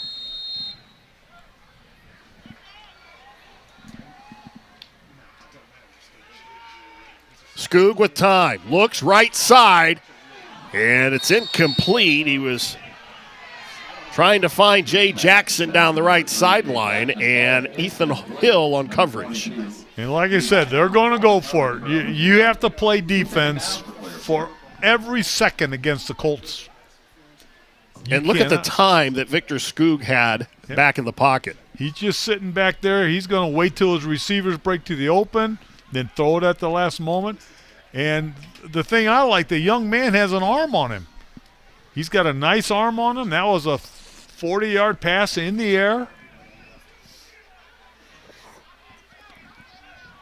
Second down. And Skoog again. This one over the middle, in and out of the hands of Bergholder. Caden Holman on coverage. You line your receivers up and you say, all go, everybody. He's got 5 receivers running straight down the field. The quarterback, sometimes they'll read the free safety. If the free safety goes to the right, you throw it to the middle man. If he goes to the left, you throw it to the outside receiver. Nice read by the Colts. Upper has their quarterback playing free safety. He just playing center field. Nothing gets behind him. Let's see what the Colts dial up on 3rd and long, and it's going to be 3rd and 5 as another penalty, but they're pointing to Clear Fork, and they're going to get it against Clear Fork. Wow, that's 8 penalties for 60 yards. And that is uncharacteristic for this team. It really is. It really is. And I'm pretty sure that's going to be talked about at halftime.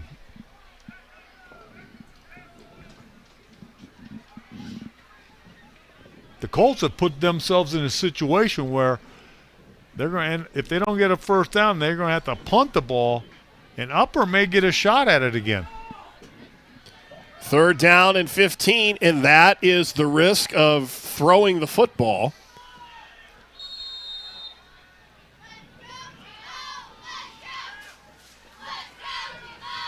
Scoot looks again over the middle. Bergholder this time hauls it in.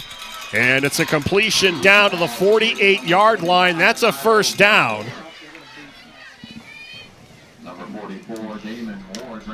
When you throw the football, that's what happens. You can get you're always in a situation where you can always make a first down. 1st and 10 at the Clear Fork 49.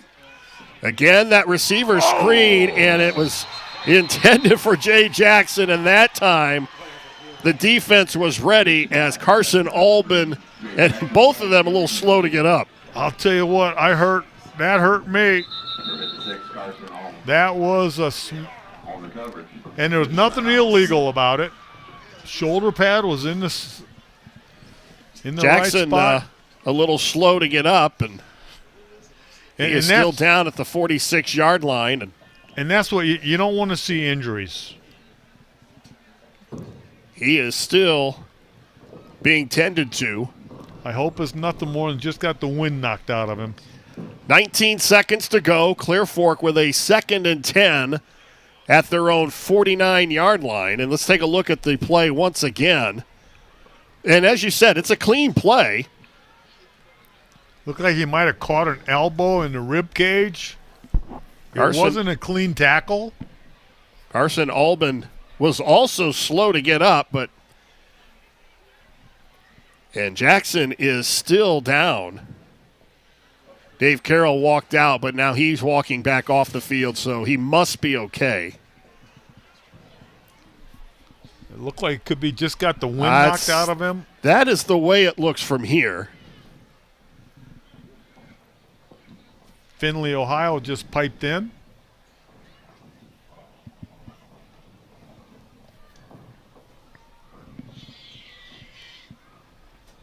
And now it looks like Jackson he's up, and that's a good sign. It is a good sign. As he has been a big part of both sides of the line of scrimmage for Clear Fork. He's done a little of everything tonight. Blue chip athlete. This is the hit that he took.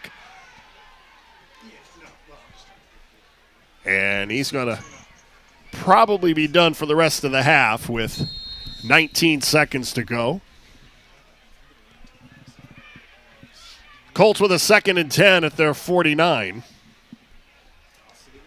And let's see what they elect to do here with 19 seconds to go before the halftime break.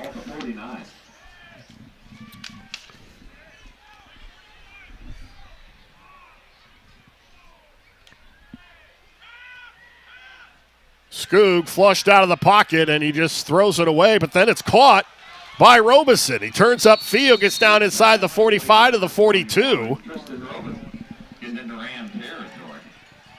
So they're going to make it interesting here with 3 seconds to go. And that is going to do it as the clock expires, and Clear Fork with a 28-13 lead at halftime. You've been watching high school playoff football live and free exclusively on the OH Report.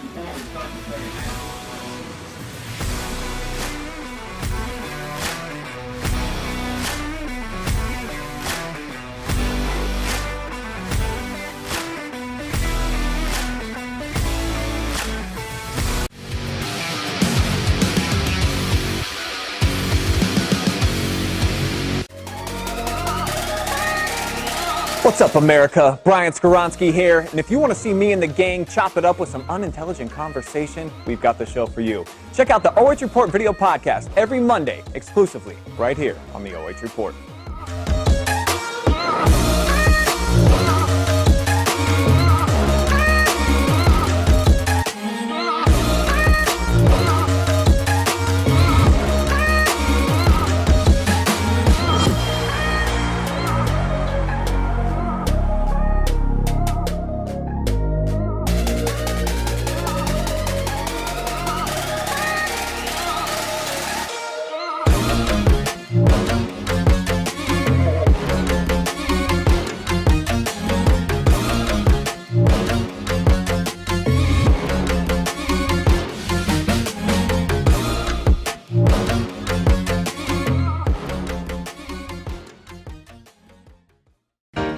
Welcome to Richland County's first artificial intelligence ATM. And if you car dance to the song you're listening to now, I will give you $50.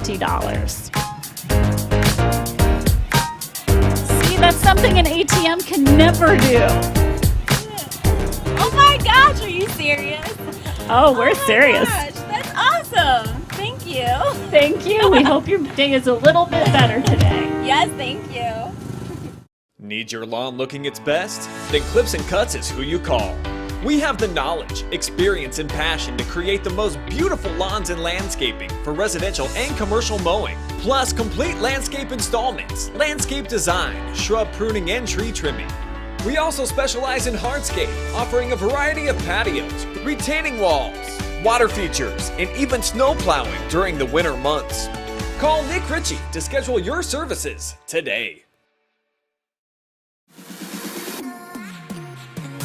We are a church that gathers together, that builds up and reaches out.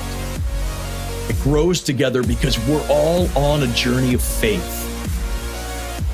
We don't slow down, give up, or rest. We don't stay within these walls. No, we pursue strategic impact in our world, in our communities, and it's not stopping anytime soon. So when we say we're a church that feels like family, we're not being exclusive. We're talking about you. At our church, you aren't just a number. We are for you. We are with you. You are invited to be a part of something bigger, something greater, something eternal, making a difference for the gospel alongside people who are for you. We aren't called to sit on the sidelines. We're called to join together to make Jesus known. Join us at Crossroads Church. Please visit us at crossroadswire.com for service times and locations. Take a look at all the action from Friday night football right here in North Central Ohio with great analysis, highlights, coach interviews, and so much more every single Friday night right here on the OH Report.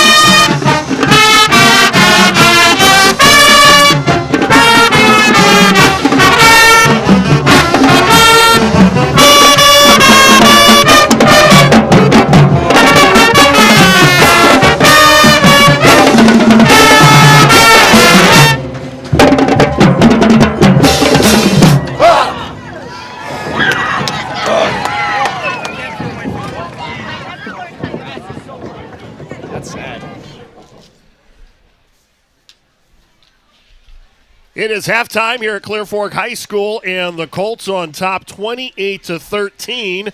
I am Brian Harder along with Bruce Wyrick. Welcome to the Crossroads Church halftime show.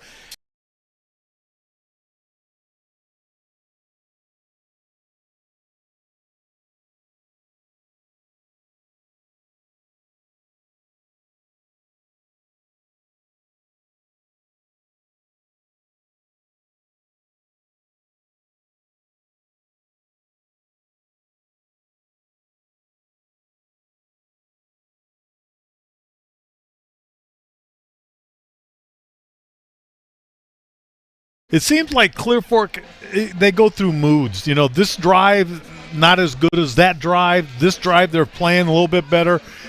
They don't have a complete game under their belt right now. Well, they had their first drive, their first play of the ball game was a fumble. The second drive, they gave the ball up on downs, but from there, they've pretty much been perfect. Let's take a look at the halftime numbers now, and we will see that the offense not only got into a rhythm, but they also put up some pretty good numbers. Yeah, and you got to take a look at what they're doing. You know, Clear Fork right now, they are passing the ball, they're running the ball. They got 393 yards, almost 400 yards rushing. 8 penalties, though. I know Coach Carroll's probably talked about that at halftime, and that's very uncharacteristic of this team, Brian. They do not make a lot of mistakes, and if you're going to advance in the playoffs, you can't have that happen. Yeah, we've seen them a few times this year, and one of the things that has always impressed me is, one, how sound they are defensively.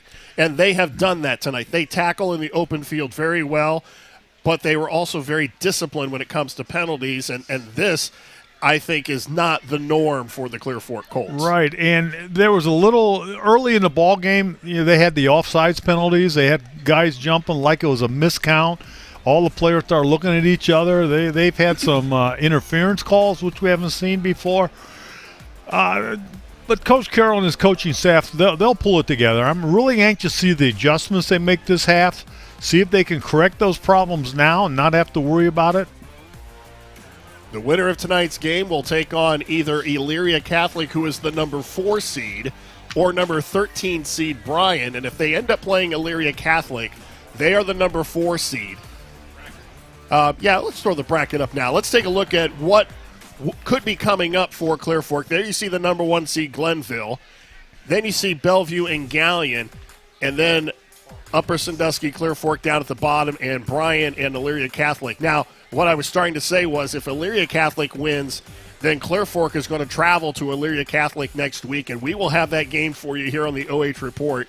If Bryan would happen to upset Elyria Catholic, that game then would be played here. Yeah, the higher seed gets the home field advantage at this time, but what a division. You take a look at Glenville, and, Glenville to me is a Division I program. I mean, they have players going to Division I schools. They have speed. I think they've got like 6 or 7 shutouts, but yet here they are in Division IV, Region 14. Well, you know who they avoided in that bracket. The number 2 seed is West Holmes. Yeah, West Holmes at the bottom of the bracket. You always put number 1 on top. 2 and 3 go to the bottom. And, the teams are, it's like Mansfield Senior being in Division III now. It's gone by the number of students that you have or boys that you have in the school, and things are really changing. Clear Fork will kick off to start the third quarter. Upper Sandusky won the opening coin toss, and they deferred. So Clear Fork trying to take control of this one here in the third quarter. Victor Skoog had an outstanding first half. 65 rushing yards and a touchdown. He was 11 of 18 through the air for 204 yards. He also threw a touchdown pass, a nice strike to Jay Jackson. And a squib kick will be taken at the 12. And some running room on the return by Fry, and he gets up to the 30. 2 things I'm looking for from this defense right now. I want to see them not give up the long pass. They're doing pretty good against the run, shutting it down, and no penalties. They got to get rid of these penalties right now, and you got to box upper end. You got to box them in. You got to go after the quarterback. We've noticed he has a tendency to throw the ball up in the air when he's in trouble. Go after him. He's already been picked off once. And he'll keep it. And he's got nowhere to go. He's going to be dumped in the backfield at about the 22-yard line. And leading the way defensively was Brendan Sellers. And that's what I was looking for. I want to see what adjustments Clear Fork has made. Look like they're going to take away the run game of the quarterback. He is their leading rusher right now. 47 yards. Came into tonight's action as the top passer in the Northern 10. And he threw 15 interceptions in the regular season, and he threw 1 in the first half. Holman back to throw. And that's caught by Lamb. Gets back almost to the original line of scrimmage. Gets out to the 30-yard line. Nice simple route back out of the backfield.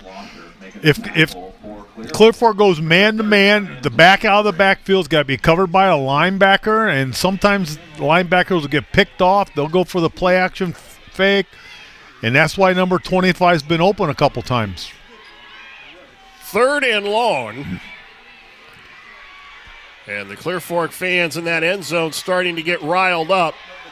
Holman comes near side. It's going to be caught as he drops it into the bucket to Ethan Hill, and it's a touchdown for Upper Sandusky. Wow, what a pass, 70 yards on the touchdown. That was impressive. Well, we talked about the arm that Holman has, and he dropped it right in the bucket. I actually thought it was going to be knocked down. Great catch. Great throw.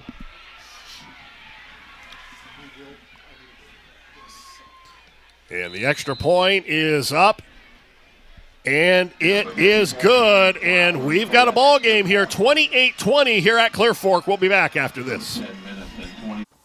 Take a look at all the action from Friday Night Football right here in North Central Ohio with great analysis, highlights, coach interviews, and so much more every single Friday night right here on the OH Report.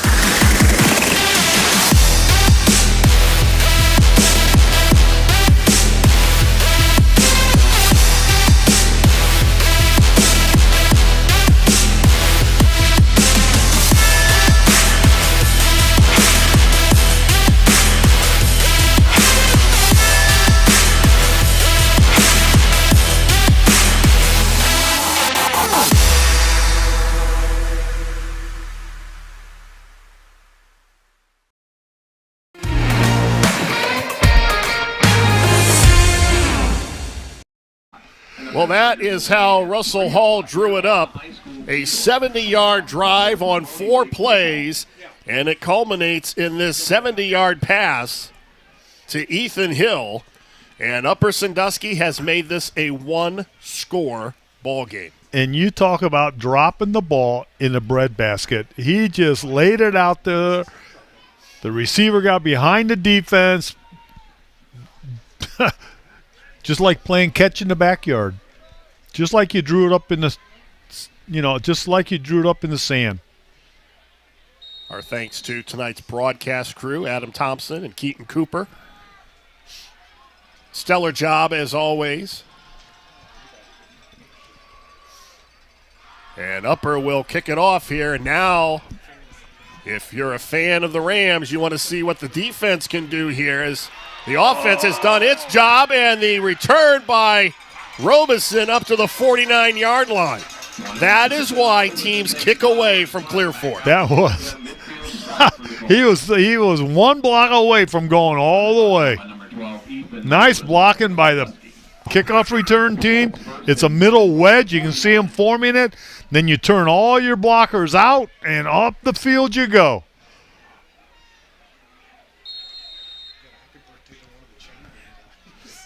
"36-yard return up to the 49-yard line. And let's see what the offense can do now as Alt tries to turn the corner, and he's dumped at the 42-yard line. And that's a hard stick by Aaron Flowers. Nice run, 10-yard run. 9 yards were a yard short. But a nice run by the young man. So Upper has mastered the first drive of each half. And now let's see what they do from here on out. Yeah, Upper defense has got to step up here pretty soon. They need another turnover, or they need a change of possession. They have got to get Clear Fork offense off the field, give their offense an opportunity to score and tie the game up. 2nd and short. Skoog is going to run it, and I think his progress gets him the first down. But there is a flag, and if this is against Clear Fork, Dave Carroll might just come unglued on the sideline. Because it looked like he got enough for the first down, and let's see if it stands. Officials are talking about it.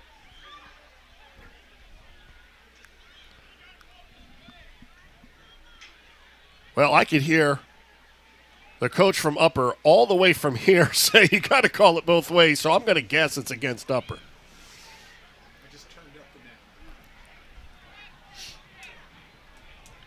See what he says. Dead ball foul, personal foul. Yeah. That's going to be 15 yards. Well, I don't know if we can see. Well, this is the play before.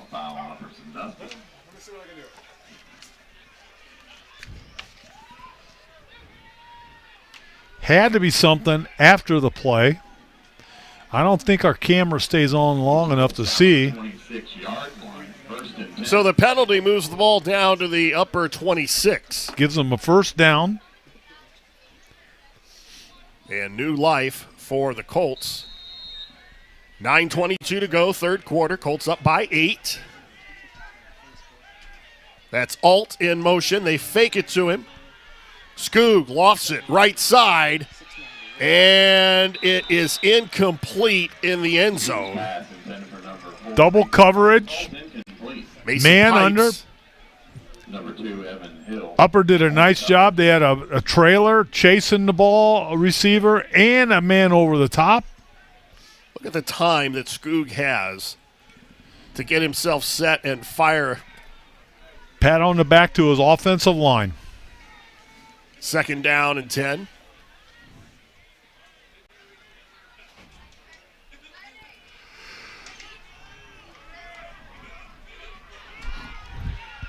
Skoog steps up, and it's incomplete. Had to rush to throw. Nice pass rush by Upper Sandusky. Upper knows their back's against the wall, so sell out. Here they come, outside in. And they got to Skoog just as he released the ball. So third down and 10. And Upper might have to get 2 more stops here. I don't know if they would bring Van Osdale out for a field goal.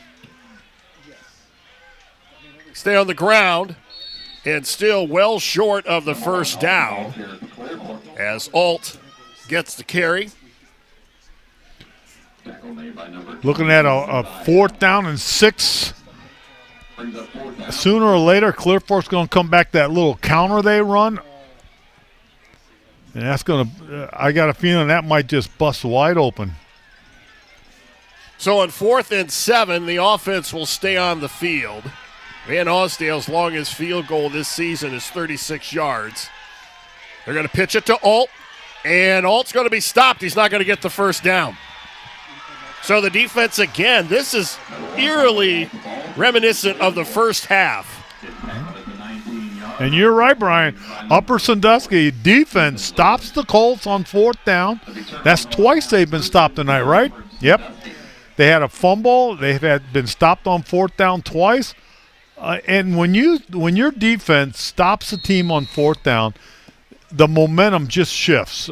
Your offense comes out, they're jacked up. A lot of times coaches will go for the touchdown right away because the defense for Clear Fork is kind of sitting flat right now.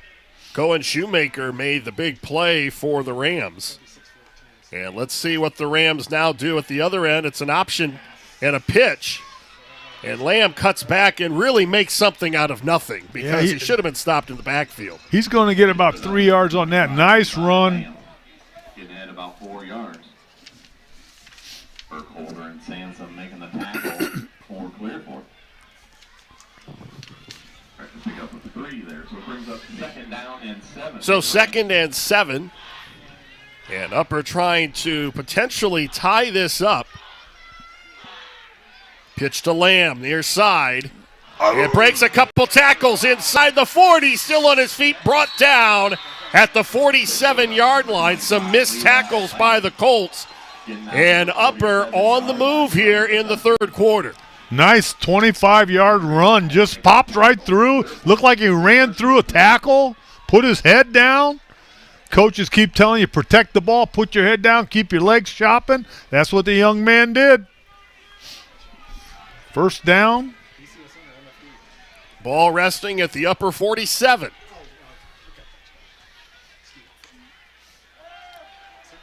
Holman swings it out. Caught by Hill. Hill down the far sideline. And inside the 20, he's going to get into the end zone for a touchdown. 53-yard 53-yard catch. Pass complete to number 2, Evan Hill.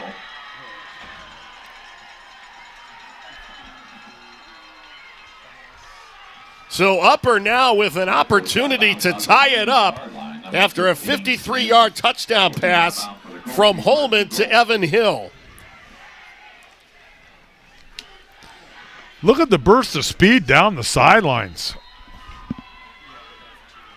4 plays, 81 yards. Timeout. On the drive. They're gonna talk about it. What would you do? Would you go for 2 here, or would you get the 1? I think I'd like to go for 2. But I'll tell you what's interesting. The last 3 passes that Upper has thrown, 9 yards, touchdown. 70 yards, touchdown. 53 yards, touchdown. There's a missed tackle right there. And then Hill does the rest down the sideline. What foot speed. Unbelievable foot speed to outrun the Colts secondary.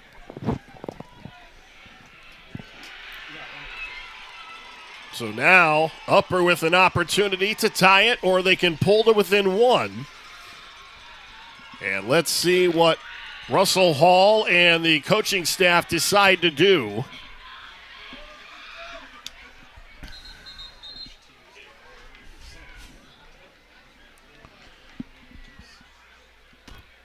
And it looks like all I know is total silence on the Clear Fork stands. Looks like they're going to go for the extra point. No, they're going to go for 2.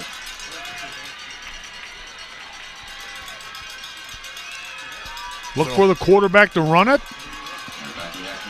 They stack 2 receivers on the right. They give it to Lamb, tries to turn the left corner, and he's going to be stopped short. What an outstanding effort on special teams by Mason Sansom. And we got a ball game, Brian. And Clear Fork with a 2-point lead thanks to this right here. Way to come up from the secondary and make the play. Upper Sandusky, 26. So we will take a break here in the third. Colts with a 2-point lead. Need your lawn looking its best? Then Clips and Cuts is who you call. We have the knowledge, experience, and passion to create the most beautiful lawns and landscaping for residential and commercial mowing, plus complete landscape installments, landscape design, shrub pruning, and tree trimming. We also specialize in hardscape, offering a variety of patios, retaining walls, water features, and even snow plowing during the winter months. Call Nick Ritchie to schedule your services today. Take a look at all the action from Friday Night Football right here in North Central Ohio with great analysis, highlights, coach interviews, and so much more every single Friday night right here on the OH Report.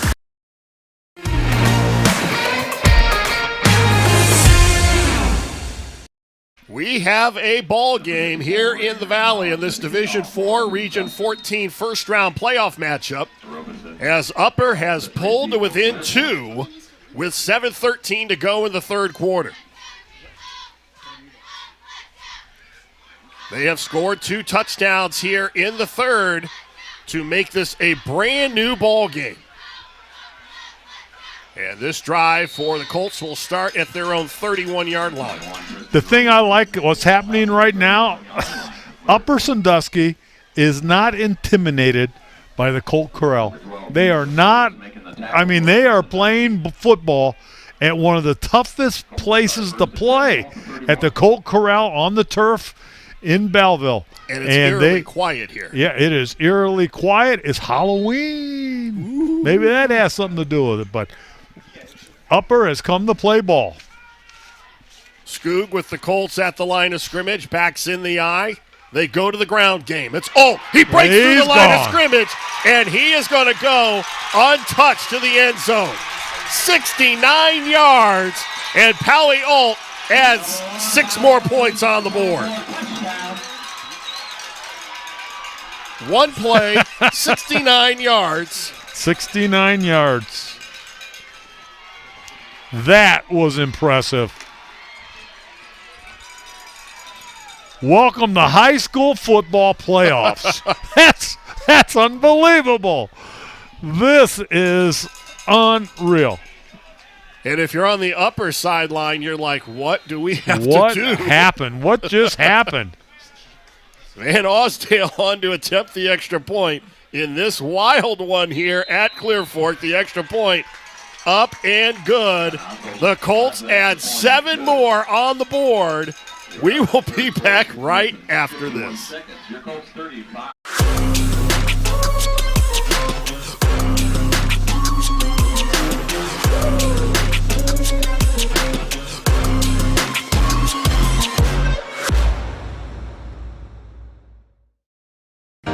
Welcome to Richland County's first artificial intelligence ATM. And if you car dance to the song you're listening to now, I will give you $50. See, that's something an ATM can never do. Oh my gosh, are you serious? Oh, we're serious. Gosh, that's awesome. Thank you.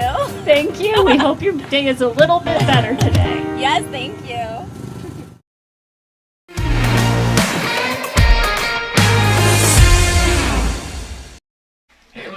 Howie Alt with a 69-yard touchdown run, one play, 69 yards, and just like that, the Colts are back up by 9.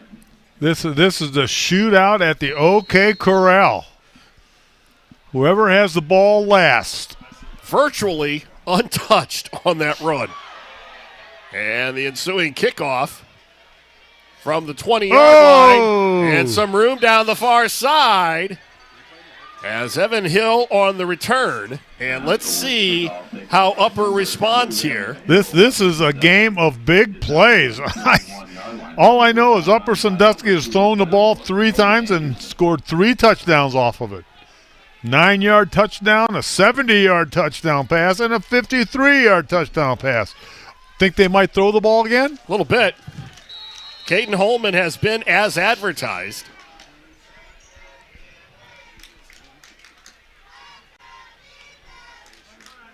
They go back to the ground. That's Lamb around the right side. He's got a first down across the 45-yard line. So they have found something, and they feel comfortable running the ball with Lamb. Well, when you got a quarterback that can throw the ball all over the field, which he's already shown, now you just give it to your running back to keep those linebackers honest. You're going to move the football. Pickup of 9 gets the ball up to the upper 40. Holman on the play fake, and it's incomplete as he tried to come to Brady Hart. Upper had completed his last 6 throws before he missed that last one. So it brings up 3rd down and 1 for the Rams. 3rd down. Quarterback run just to get the first down. Looks like the Colts are coming.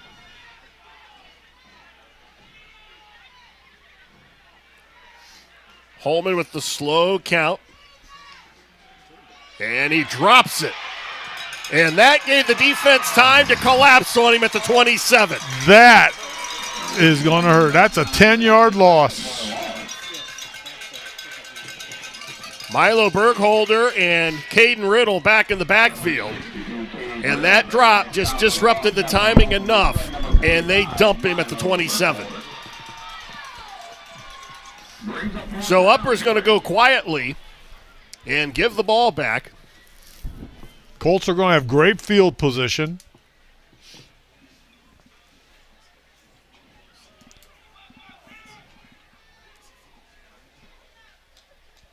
Colts are in a punt hold, going to try and return to their bench. They're setting up a wall. A short kick, and it's not even going to cross midfield. It will be down at the upper 47-yard line, and Holman did not get a good punt off at all. And right now, the Colts are just sitting in 4-down territory. I know Coach Carroll, he wants to get points on the board on this drive. He's got a short field, Brian. He's got a short field to work with.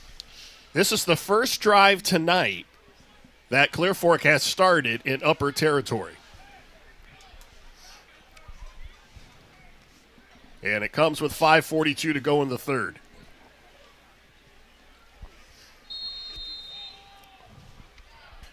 fullback back in the game. Alt breaks a couple tackles, bounces again to the outside. Down the near sideline, he's going to be forced out of bounds at the 21. He almost broke another one. 28 yards. And Powie Alt all of a sudden has exploded here in the third quarter. Making that tackle for Upper Sandusky. I think Coach Carroll has found a weakness in Upper, and he's exploiting it right now. I think it's just give the ball to number one, no matter where he goes. That's great coaching. That's when your ball players make you look like a great coach. 1st and 10 at the 22. Schlosser cuts back inside the 20, down to about 17. Number 30, Luke Schlosser, the ball carrier for clear.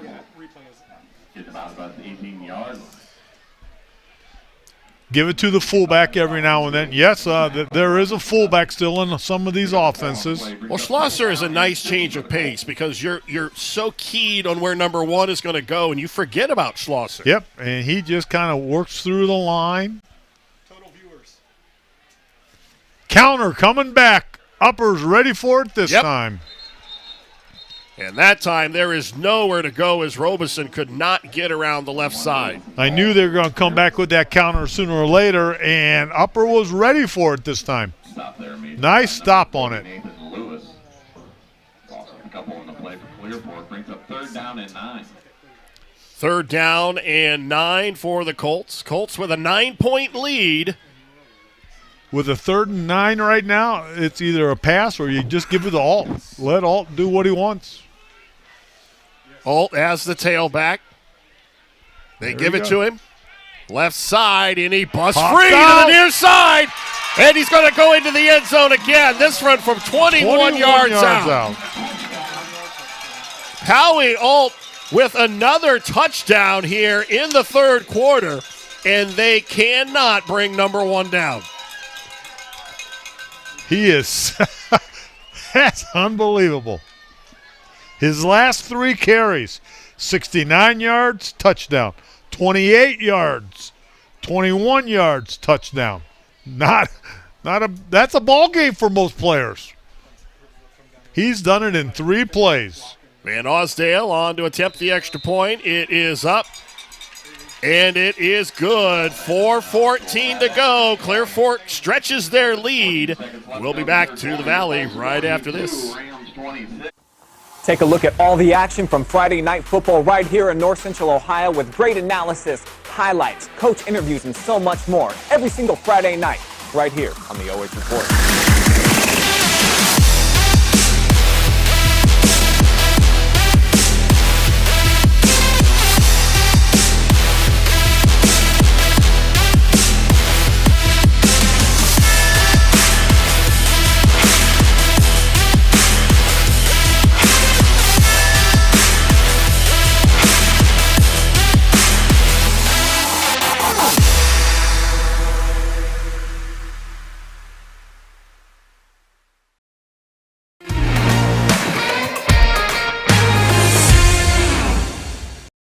Wow. Howie Alt, 10 carries, 179 yards, and 3 touchdowns, and he is blowing this game wide open all by himself here in the third quarter.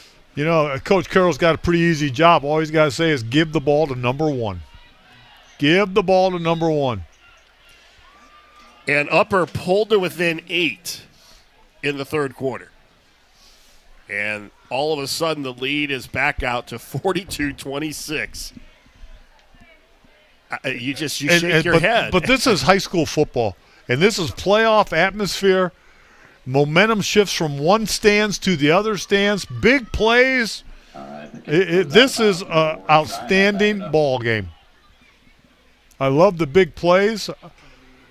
Clearport kicked the ball out of bounds, so they were going to take the penalty and let them re-kick. Now, having said all of that, it's still a 2-score game. It is. It is. And we're still in the third quarter. I think it's a third quarter. It is still the third quarter. I mean, you lose track of what quarter you're in. This is just outstanding. I've never seen so many big plays from 2 different teams in one ball game. Clear Fork will squib the kick.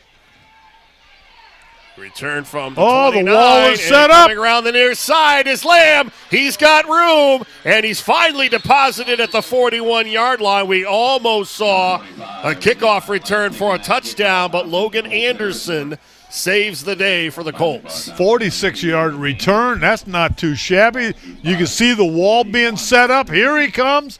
He gets outside. Clear Fork lost contain. So this drive will start at the Clear Fork 41. This is probably their best starting spot. And this is the Upper. first time tonight that they have started a drive in enemy territory.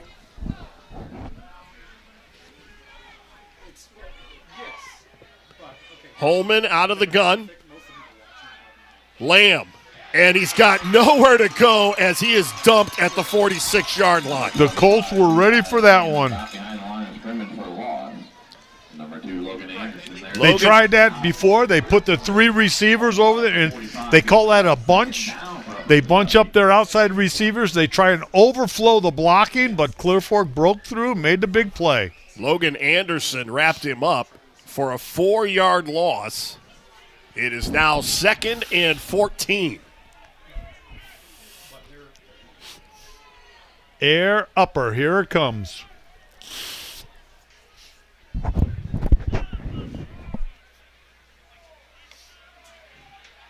Holman straight back to throw, looks over the middle, caught Nice catch in a crowd. at the 39-yard line, and it was hauled in by Evan Hill. Logan Anderson, back-to-back tackles on this drive. Now 3rd down and 7. You're in 4-down territory here. All you got to do is get half the yardage. Holman steps up in the pocket, and he could have gotten more than that, but Evan Hill dropped it, and he had the first down and then some. I think he was looking for the goal line before he caught the ball. Right Wide open, and he's got the speed, the Jets. Holman stepped up, avoided the pressure, and Hill just could not hang on. I think this is Upper's 3rd, 4th down play of the night. They've made the first 2. They were huge on 4th down in the first half. Let's see what they do here. Holman feels the pressure from Riddle. Fires, and is it caught? Yes. He's got it. That is a first down for Upper Sandusky on the far sideline, and getting up after making the reception is Evan Hill, and he looks like he might have a cramp.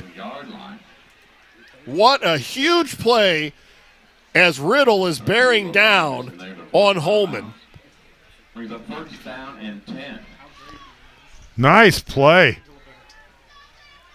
So the drive stays alive. Another 4th down conversion for the Rams. Officials timeout.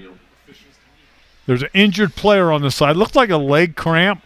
Yeah, that was Hill who made the reception, and right away he went down. Holman does a nice job of extending the play.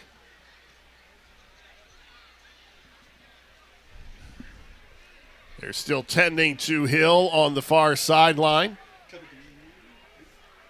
Clear Fork trying to get their 5th playoff win under Dave Carroll. And now the defense where they faces a 1st and 10. That's Lamb, cuts back down to the 21. Nice 6-yard gain. Nice job by the offensive line. That's just a read play. The linemen are going to match up head to head, and the back will go through whatever hole he can find. Russ Wine and Schlosser in on the stop. Gain of 5.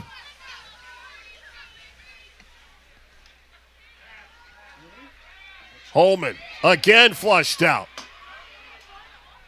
And this one's caught at the 12-yard line, and again it's Lamb. So Lamb with another first down, and he's again wrapped up by Logan Anderson.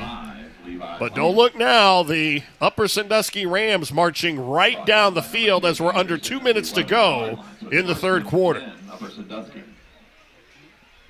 Nice catch, back out of the backfield, kind of gets lost in the shuffle. Quarterback finds him with his scrambling. Holman with the fake. Cuts back, still on his feet. And he's pushed out of bounds at about the 6 as he was wrapped up by Ross Wine. Nice run, keeping the drive alive. 61, Ross Wine. Brings up second down and 5. Gain of 5 for the Ram quarterback. Now they can get a first down without scoring. The way these two teams are scoring, who knows what's going to happen next. This is a great ball game.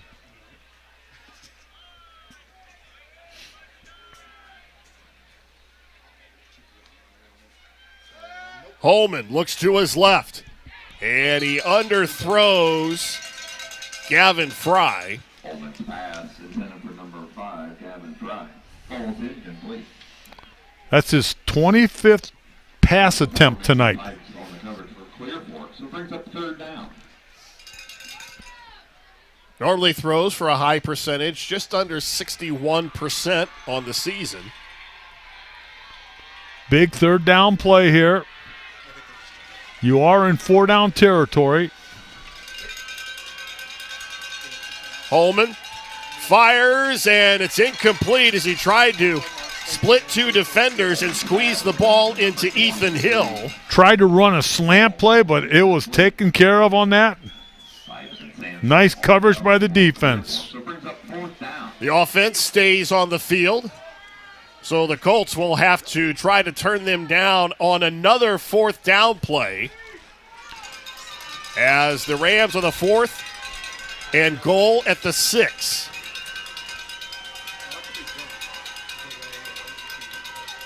Holman has time, looks left side, has a receiver, touchdown. Dropped it. He dropped it.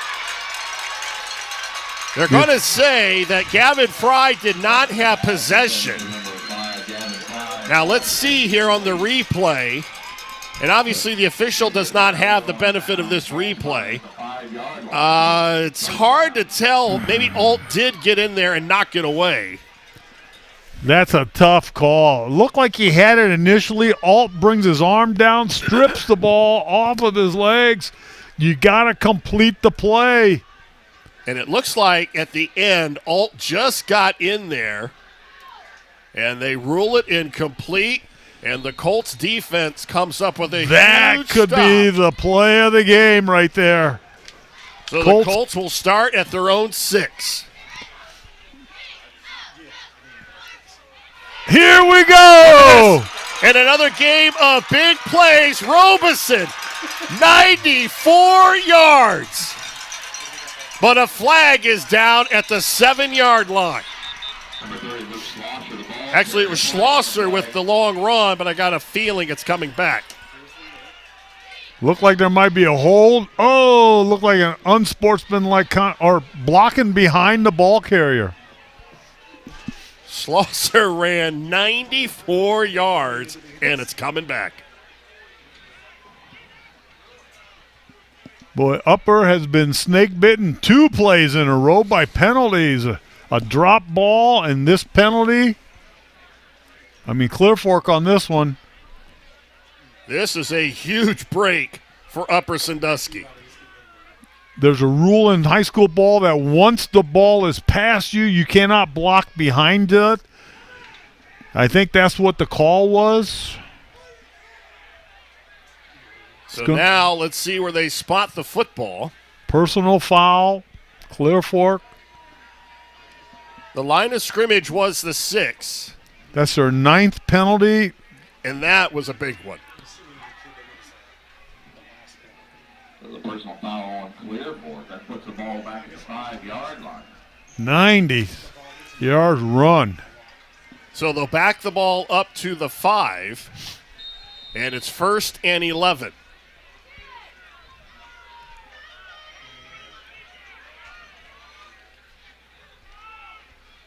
They give it to Alt, and Alt is stood up at the line of scrimmage. Number 1 volley on the ball carrier for Clear Fork. And that may be the final play of the 3rd quarter. I was waiting for Powell to just bust through the Yeah, line of scrimmage. I was waiting for him to pop out of that pile. He's done it all night long. Well, that is going to be the final play of the third quarter. Hang on to your hats, folks, as we head to the fourth. The Colts up 42-26. We'll be back to the Colt Corral right after this. You're watching high school football live and free exclusively on the OH Report.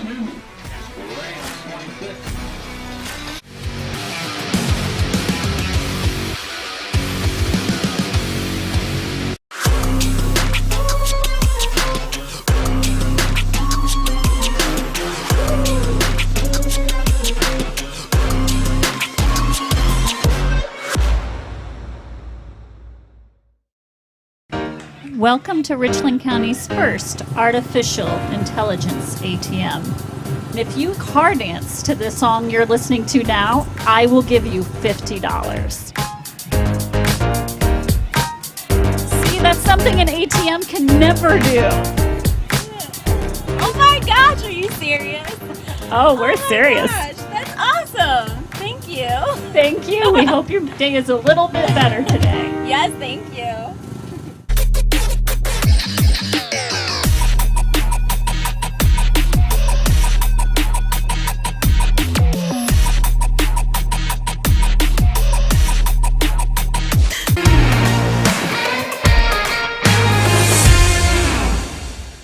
Well, if the first three quarters are any indication, the fourth quarter should be entertaining here from Clearfork. Where are the fireworks at? That's the only thing we're missing today, are fireworks going off, because this was unbelievable. Upper pulled to within 8 in the third quarter, and now they're back down by 16, and it looked like they were going to be down even more. But a 90-yard touchdown run was called back because of a penalty. Back to the ground, and this time they shore up the interior of that defensive line. That'll bring up 3rd down and 6. Schlosser again, who had that long touchdown run called back with the carry. It is really ironic how one play is changing the ball game, the tempo of the ball game. 90-yard run called back. Upper has a touchdown that some people from the upper side, it was a touchdown. Clear Fork side, he bobbled it. 3rd down and 6 from the 10. Skoog's going to throw it over the middle. He's got a wide open Bergholder. He stumbles, and he breaks free. Down to the 40, down to the 30. And Bergholder into the end zone for a touchdown. 90 yards. Another big play in the Valley. Unbelievable. What a night.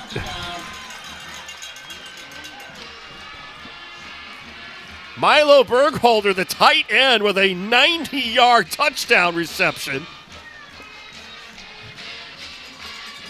What an entertaining ball game here in week 1 of the playoffs. To be honest with you, in all my coaching, I've never seen a ball game that has this many big runs and passes. 90-yard run, 90-yard pass, 34-yard pass, 21. Unbelievable. Van Osdale's extra point is up, and it is good. So with 11 minutes to go, Clear Fork tacks on 7 more. Now the question is, as we look at the replay, and Milo Bergholder, not a sprinter. No. But he has given it his all. He's finally shoved into the end zone by Evan Hill. And you could tell he got up. He needs a little oxygen. Now they know what it's like to run the 100-yard dash and track. He's like, I'm a tight end. But that's back-to-back 90-yard runs. One was called back. This one stays on the board. Now, how does Upper Sandusky respond? Well, they have the offense, and they're going to light up the board. They're going to put the ball in the air. They need touchdowns, and they need them now. The clock is starting to work against them. 11 minutes. We could have another 10 touchdowns scored the way these two teams are going at it. You know, talking about these high scores, last year Upper Sandusky beat Mount Gilead 85-47, and I thought it was a typo. And I Googled it and looked it up, and sure enough, They scored 85 points in a game last year. And they're set up the wall again. This time Clear Fork has a And out of bounds at about the 32 is Levi Lamb. I would not count Caden Holman out, but they need to score here, and they need to score quickly. Yeah, they need a couple touchdowns early. They need some a lucky break here. But the main thing is you got to stop Clear Fork's offense. You just can't let them score every time they get the ball. 1st and 10 at the upper 31. Now, we've seen offense this year, but we have not seen this many big plays. This is unbelievable. Holman. Here's rolls another to his one. Right. And he's going to throw it out of bounds. Nice call. Nice throw by the quarterback. Everybody was covered. Colts had the tight end covered deep in the field. I think that was his primary receiver. So he throws it away. Lived to run another play.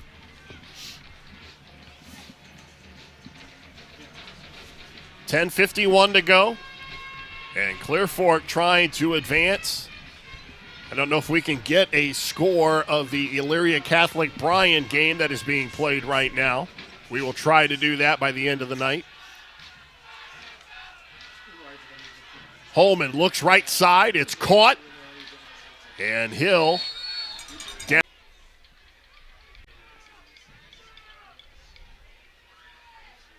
Colts defense would love to get a stop right here.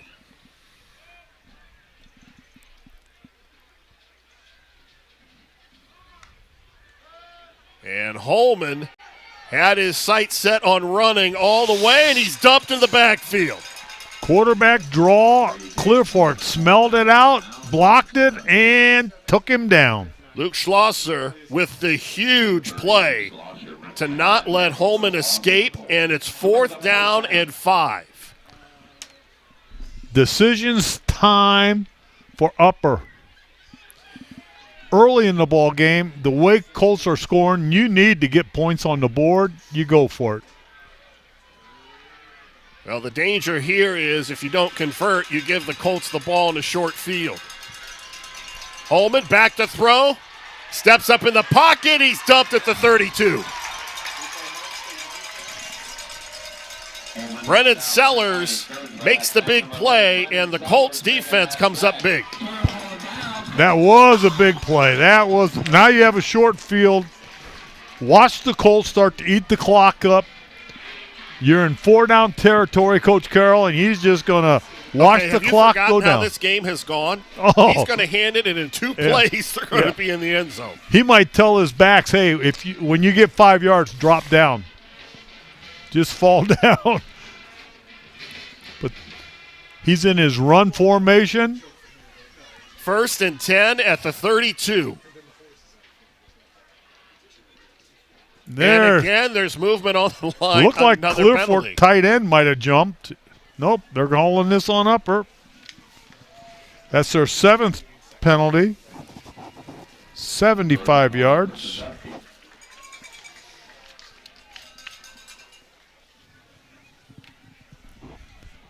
That moves the Colts 5 yards closer.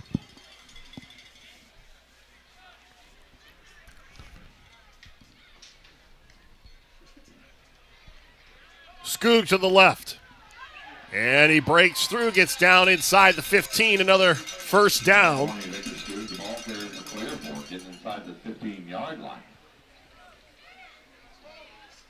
Levi Allen, some help from Evan Hill. Both teams with 3 timeouts. But that's enough to move the chains for Clear Fork. First down. Ball now at the upper 15-yard line.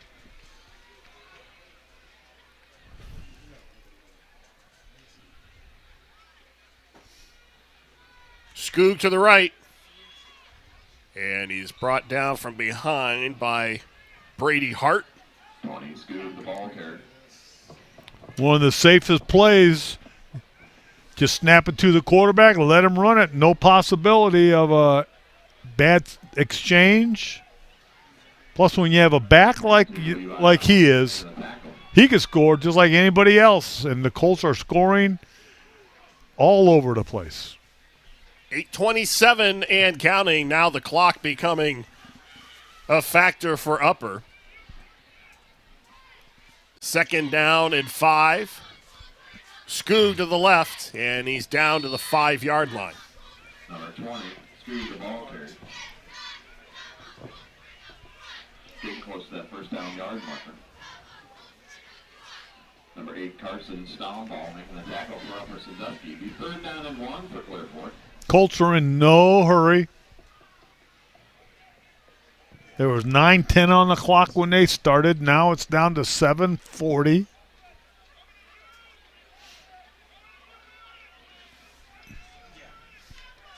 Third down and short.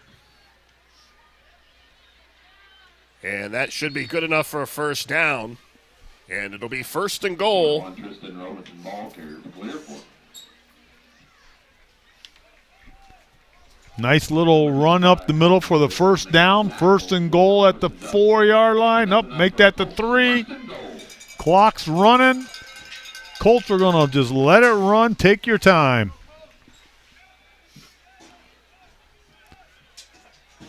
They are in absolutely no hurry. And they're in their run formation. They're not planning on passing the ball.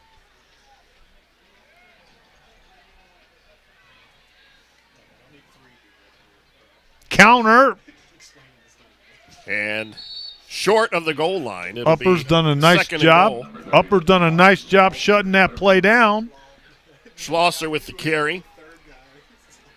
And that'll bring up 2nd and goal from the 2. Making the tackle for Upper Sandusky. Ball spotted at the 2-yard line. 2nd down and goal.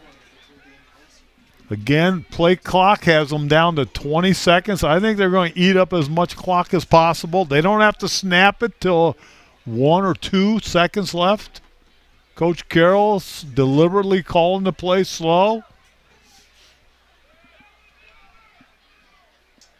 Skoog out of the shotgun on 2nd and goal. And there's movement another on the flag. line. That's going to move it just a hair closer. 1-yard penalty. That's Upper's 8th penalty. 76 yards in penalties. But what it does, it's going to take another 25 seconds off the clock. Coach Carroll's going to spread things out. Puts in his receiving core.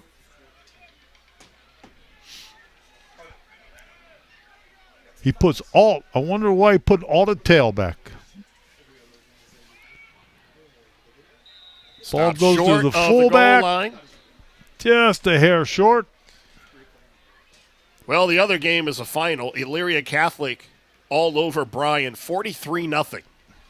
The winner of this game will play Elyria Catholic. So it looks like the Colts will travel to Elyria next Friday night to take on the Panthers,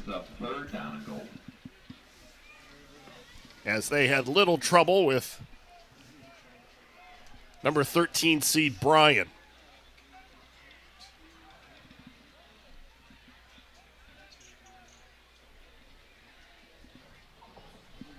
As we approach the 5-minute mark here at Clear Fork, the Colts with a 3rd and goal from the 1.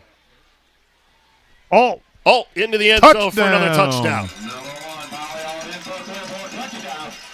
1-yard run. Allie Alt with touchdown number 4. Not a bad night for the young man. Not a bad night. And I would not be surprised if his night is done. You do not want to get anybody hurt, especially when you have to go out and play Elyria Catholic, a very physical team. You need to be 100% healthy. And when you have the game in the bag, why risk injury? Extra point is up and good. It's all Colts. 5 minutes to go here in the Valley. Take a look at all the action from Friday Night Football right here in North Central Ohio with great analysis, highlights, coach interviews, and so much more every single Friday night right here on the OH Report.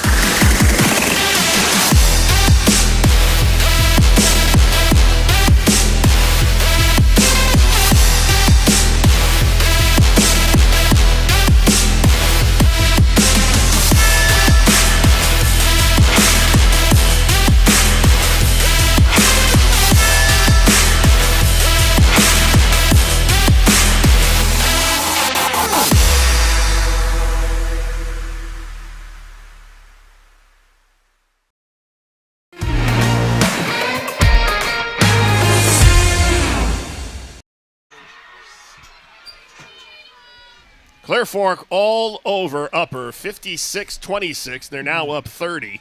This was an 8-point game in the third quarter. Poway Alt with touchdown number 4. What a night for the young man.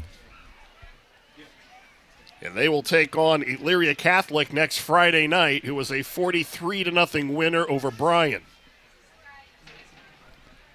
Other scores, West Holmes 49, Shelby 7, Bellevue 40, Galleon 9, Crestview 38, Wayne Trace 0. Those were finals. You've got a couple, right, Brian? Nope, that was the big one. There it is. 38-0 Mansfield Senior over Ontario. First time those schools had ever played each other in football. Yeah.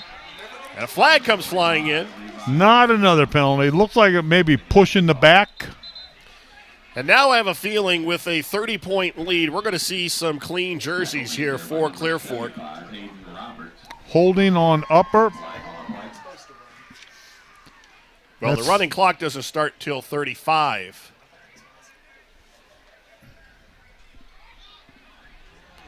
And the penalty looks like it will go against the Rams. Holding. 9 penalties for 86 yards on the Rams.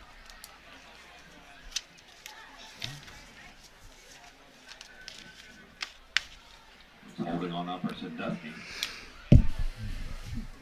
Well, it's been entertaining.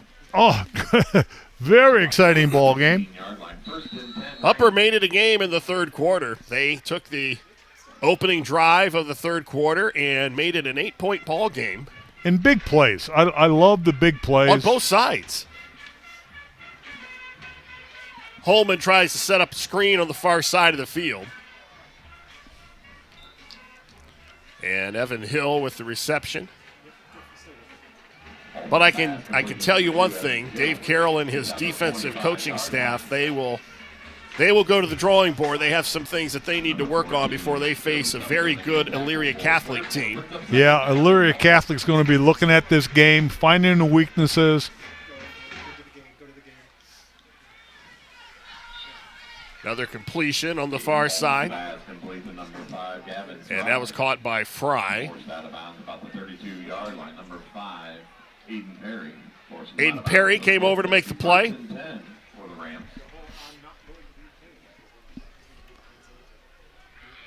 Clock moving, 3:42 and counting.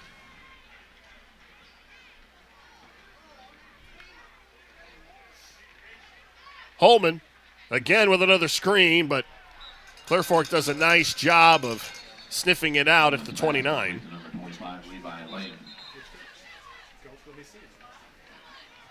Slosher and Wine making a tackle for Clear Fork. Got a flag on the play. Another flag. And this is a penalty. It looks like it may be against Clear Fork. Moved the ball 5 yards, penalty. Ball now resting at the upper 35.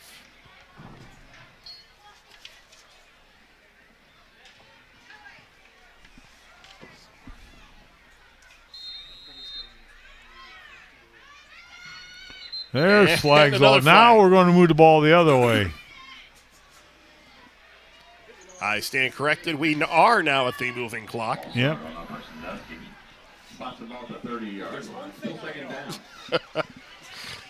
Adam, the sports guru, says that's the one thing I know. Because he knows when the clock is going to start early. Holman. And the ball batted down at the line of scrimmage.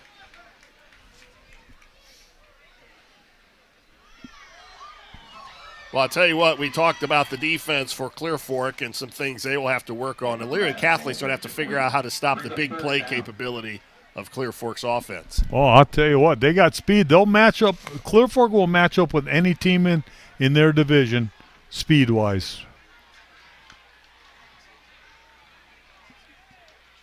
Ball caught. Hauled in by Ethan Hill. And the tackle made by Logan Anderson. Tackle made there by number 2, Logan Anderson for Clear Fork. So it's fourth down with a minute and a half to go.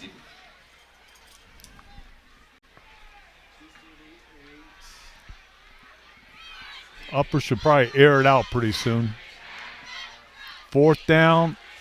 Holman flushed out, being chased by Caden Riddle.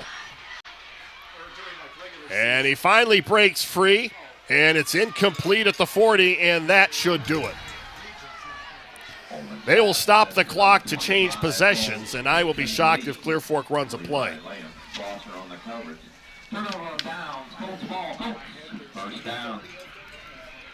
Wow, what a it's a nightmare for a stat person. Who's ever keeping stats is going to have problems. You need an adding machine to add all this up, but what a ball game. What a ball game. Big plays, really keep it going. So the Colts are going to get their 10th win, and they will advance to the second round of the Division IV Region 14 playoffs, and they'll take on Elyria Catholic next Friday night at Elyria. Panthers getting a 43-0 win over Bryan. And I believe that snap is going to do it. They may have to snap one more time.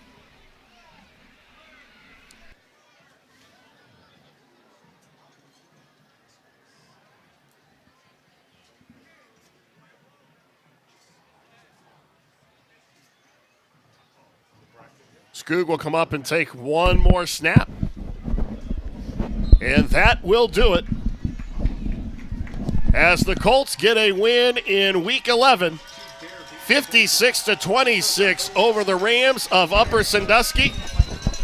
And they will advance, and they will travel to Elyria next week to take on the Panthers of Elyria Catholic. And you can watch that game right here on the OH Report. We'll be back with our post-game show and our player of the game coming up right after this. You've been watching high school playoff football live and free exclusively on the OH Report.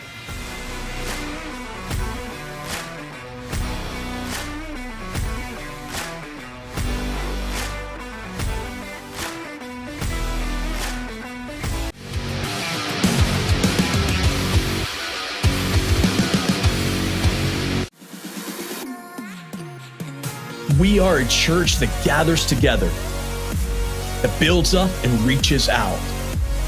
It grows together because we're all on a journey of faith.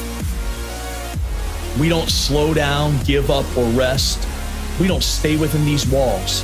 No, we pursue strategic impact in our world, in our communities, and it's not stopping anytime soon. So when we say we're a church that feels like family, we're not being exclusive. We're talking about you. At our church, you aren't just a number. We are for you. We are with you. You are invited to be a part of something bigger, something greater, something eternal, making a difference for the gospel alongside people who are for you. We aren't called to sit on the sidelines. We're called to join together to make Jesus known. Join us at Crossroads Church. Please visit us at crossroadswire.com for service times and locations. Welcome to Richland County's first artificial intelligence ATM. And if you car dance to the song you're listening to now, I will give you $50. That's something an ATM can never do. Oh my gosh, are you serious? Oh, we're serious. Gosh, that's awesome. Thank you. Thank you. We hope your day is a little bit better today. Yes, thank you. Need your lawn looking its best? Then Clips and Cuts is who you call. We have the knowledge, experience, and passion to create the most beautiful lawns and landscaping for residential and commercial mowing, plus complete landscape installments, landscape design, shrub pruning, and tree trimming. We also specialize in hardscape, offering a variety of patios, retaining walls, water features, and even snow plowing during the winter months. Call Nick Ritchie to schedule your services today. Take a look at all the action from Friday Night Football right here in North Central Ohio with great analysis, highlights, coach interviews, and so much more every single Friday night right here on the OH Report.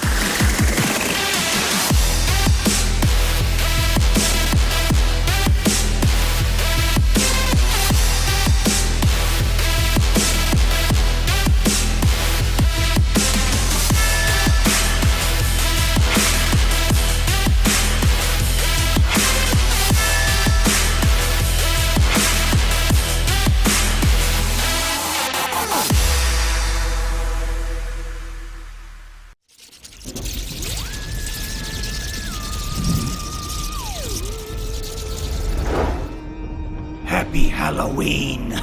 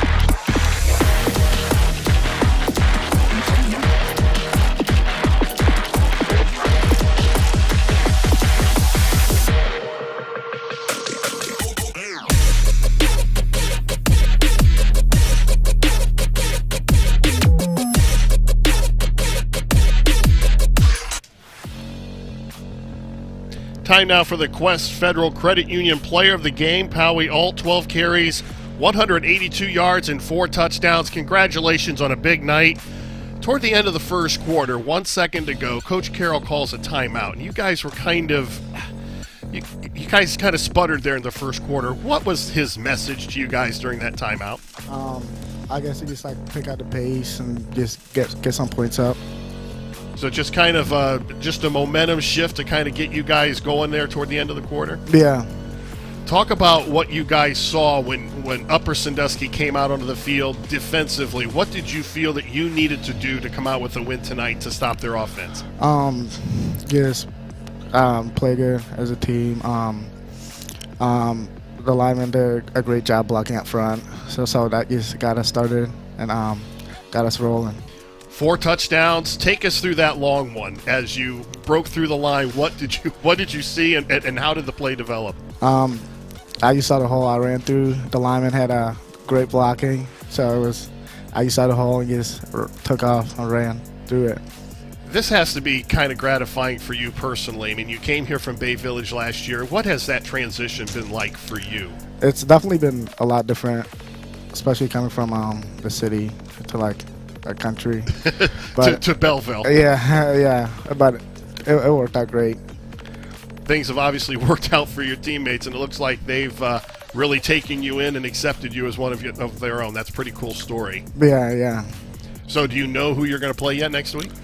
I don't know yet. We just got to see the results from the Elyria Catholic versus Bryan I can tell you, Elyria Catholic won 43-0. So you guys are going to travel to Elyria next week. Kind of a homecoming, close to Bay Village, but it's on the other side of town, but it's still north. So congratulations on a big win tonight, and good luck next week. Thank you. Our player of the game, Powie Alt, 12 carries, 182 yards, and 4 touchdowns. We'll be back to wrap up our postgame right after this. Take a look at all the action from Friday Night Football right here in North Central Ohio with great analysis, highlights, coach interviews, and so much more every single Friday night right here on the OH Report.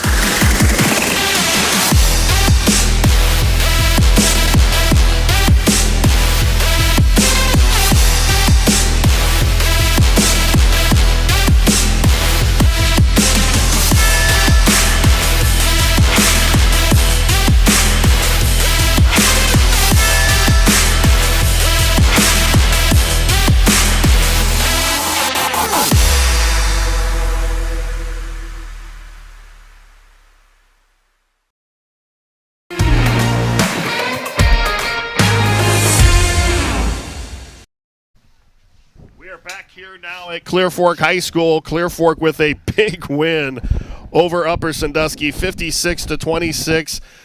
The first play that they ran, they turned the ball over, and even throughout the first quarter, it looked like it was going to be a long night for them, but they really kicked it into high gear, and they found some big play capability, play that's really been there all season long, but they really exploited it tonight.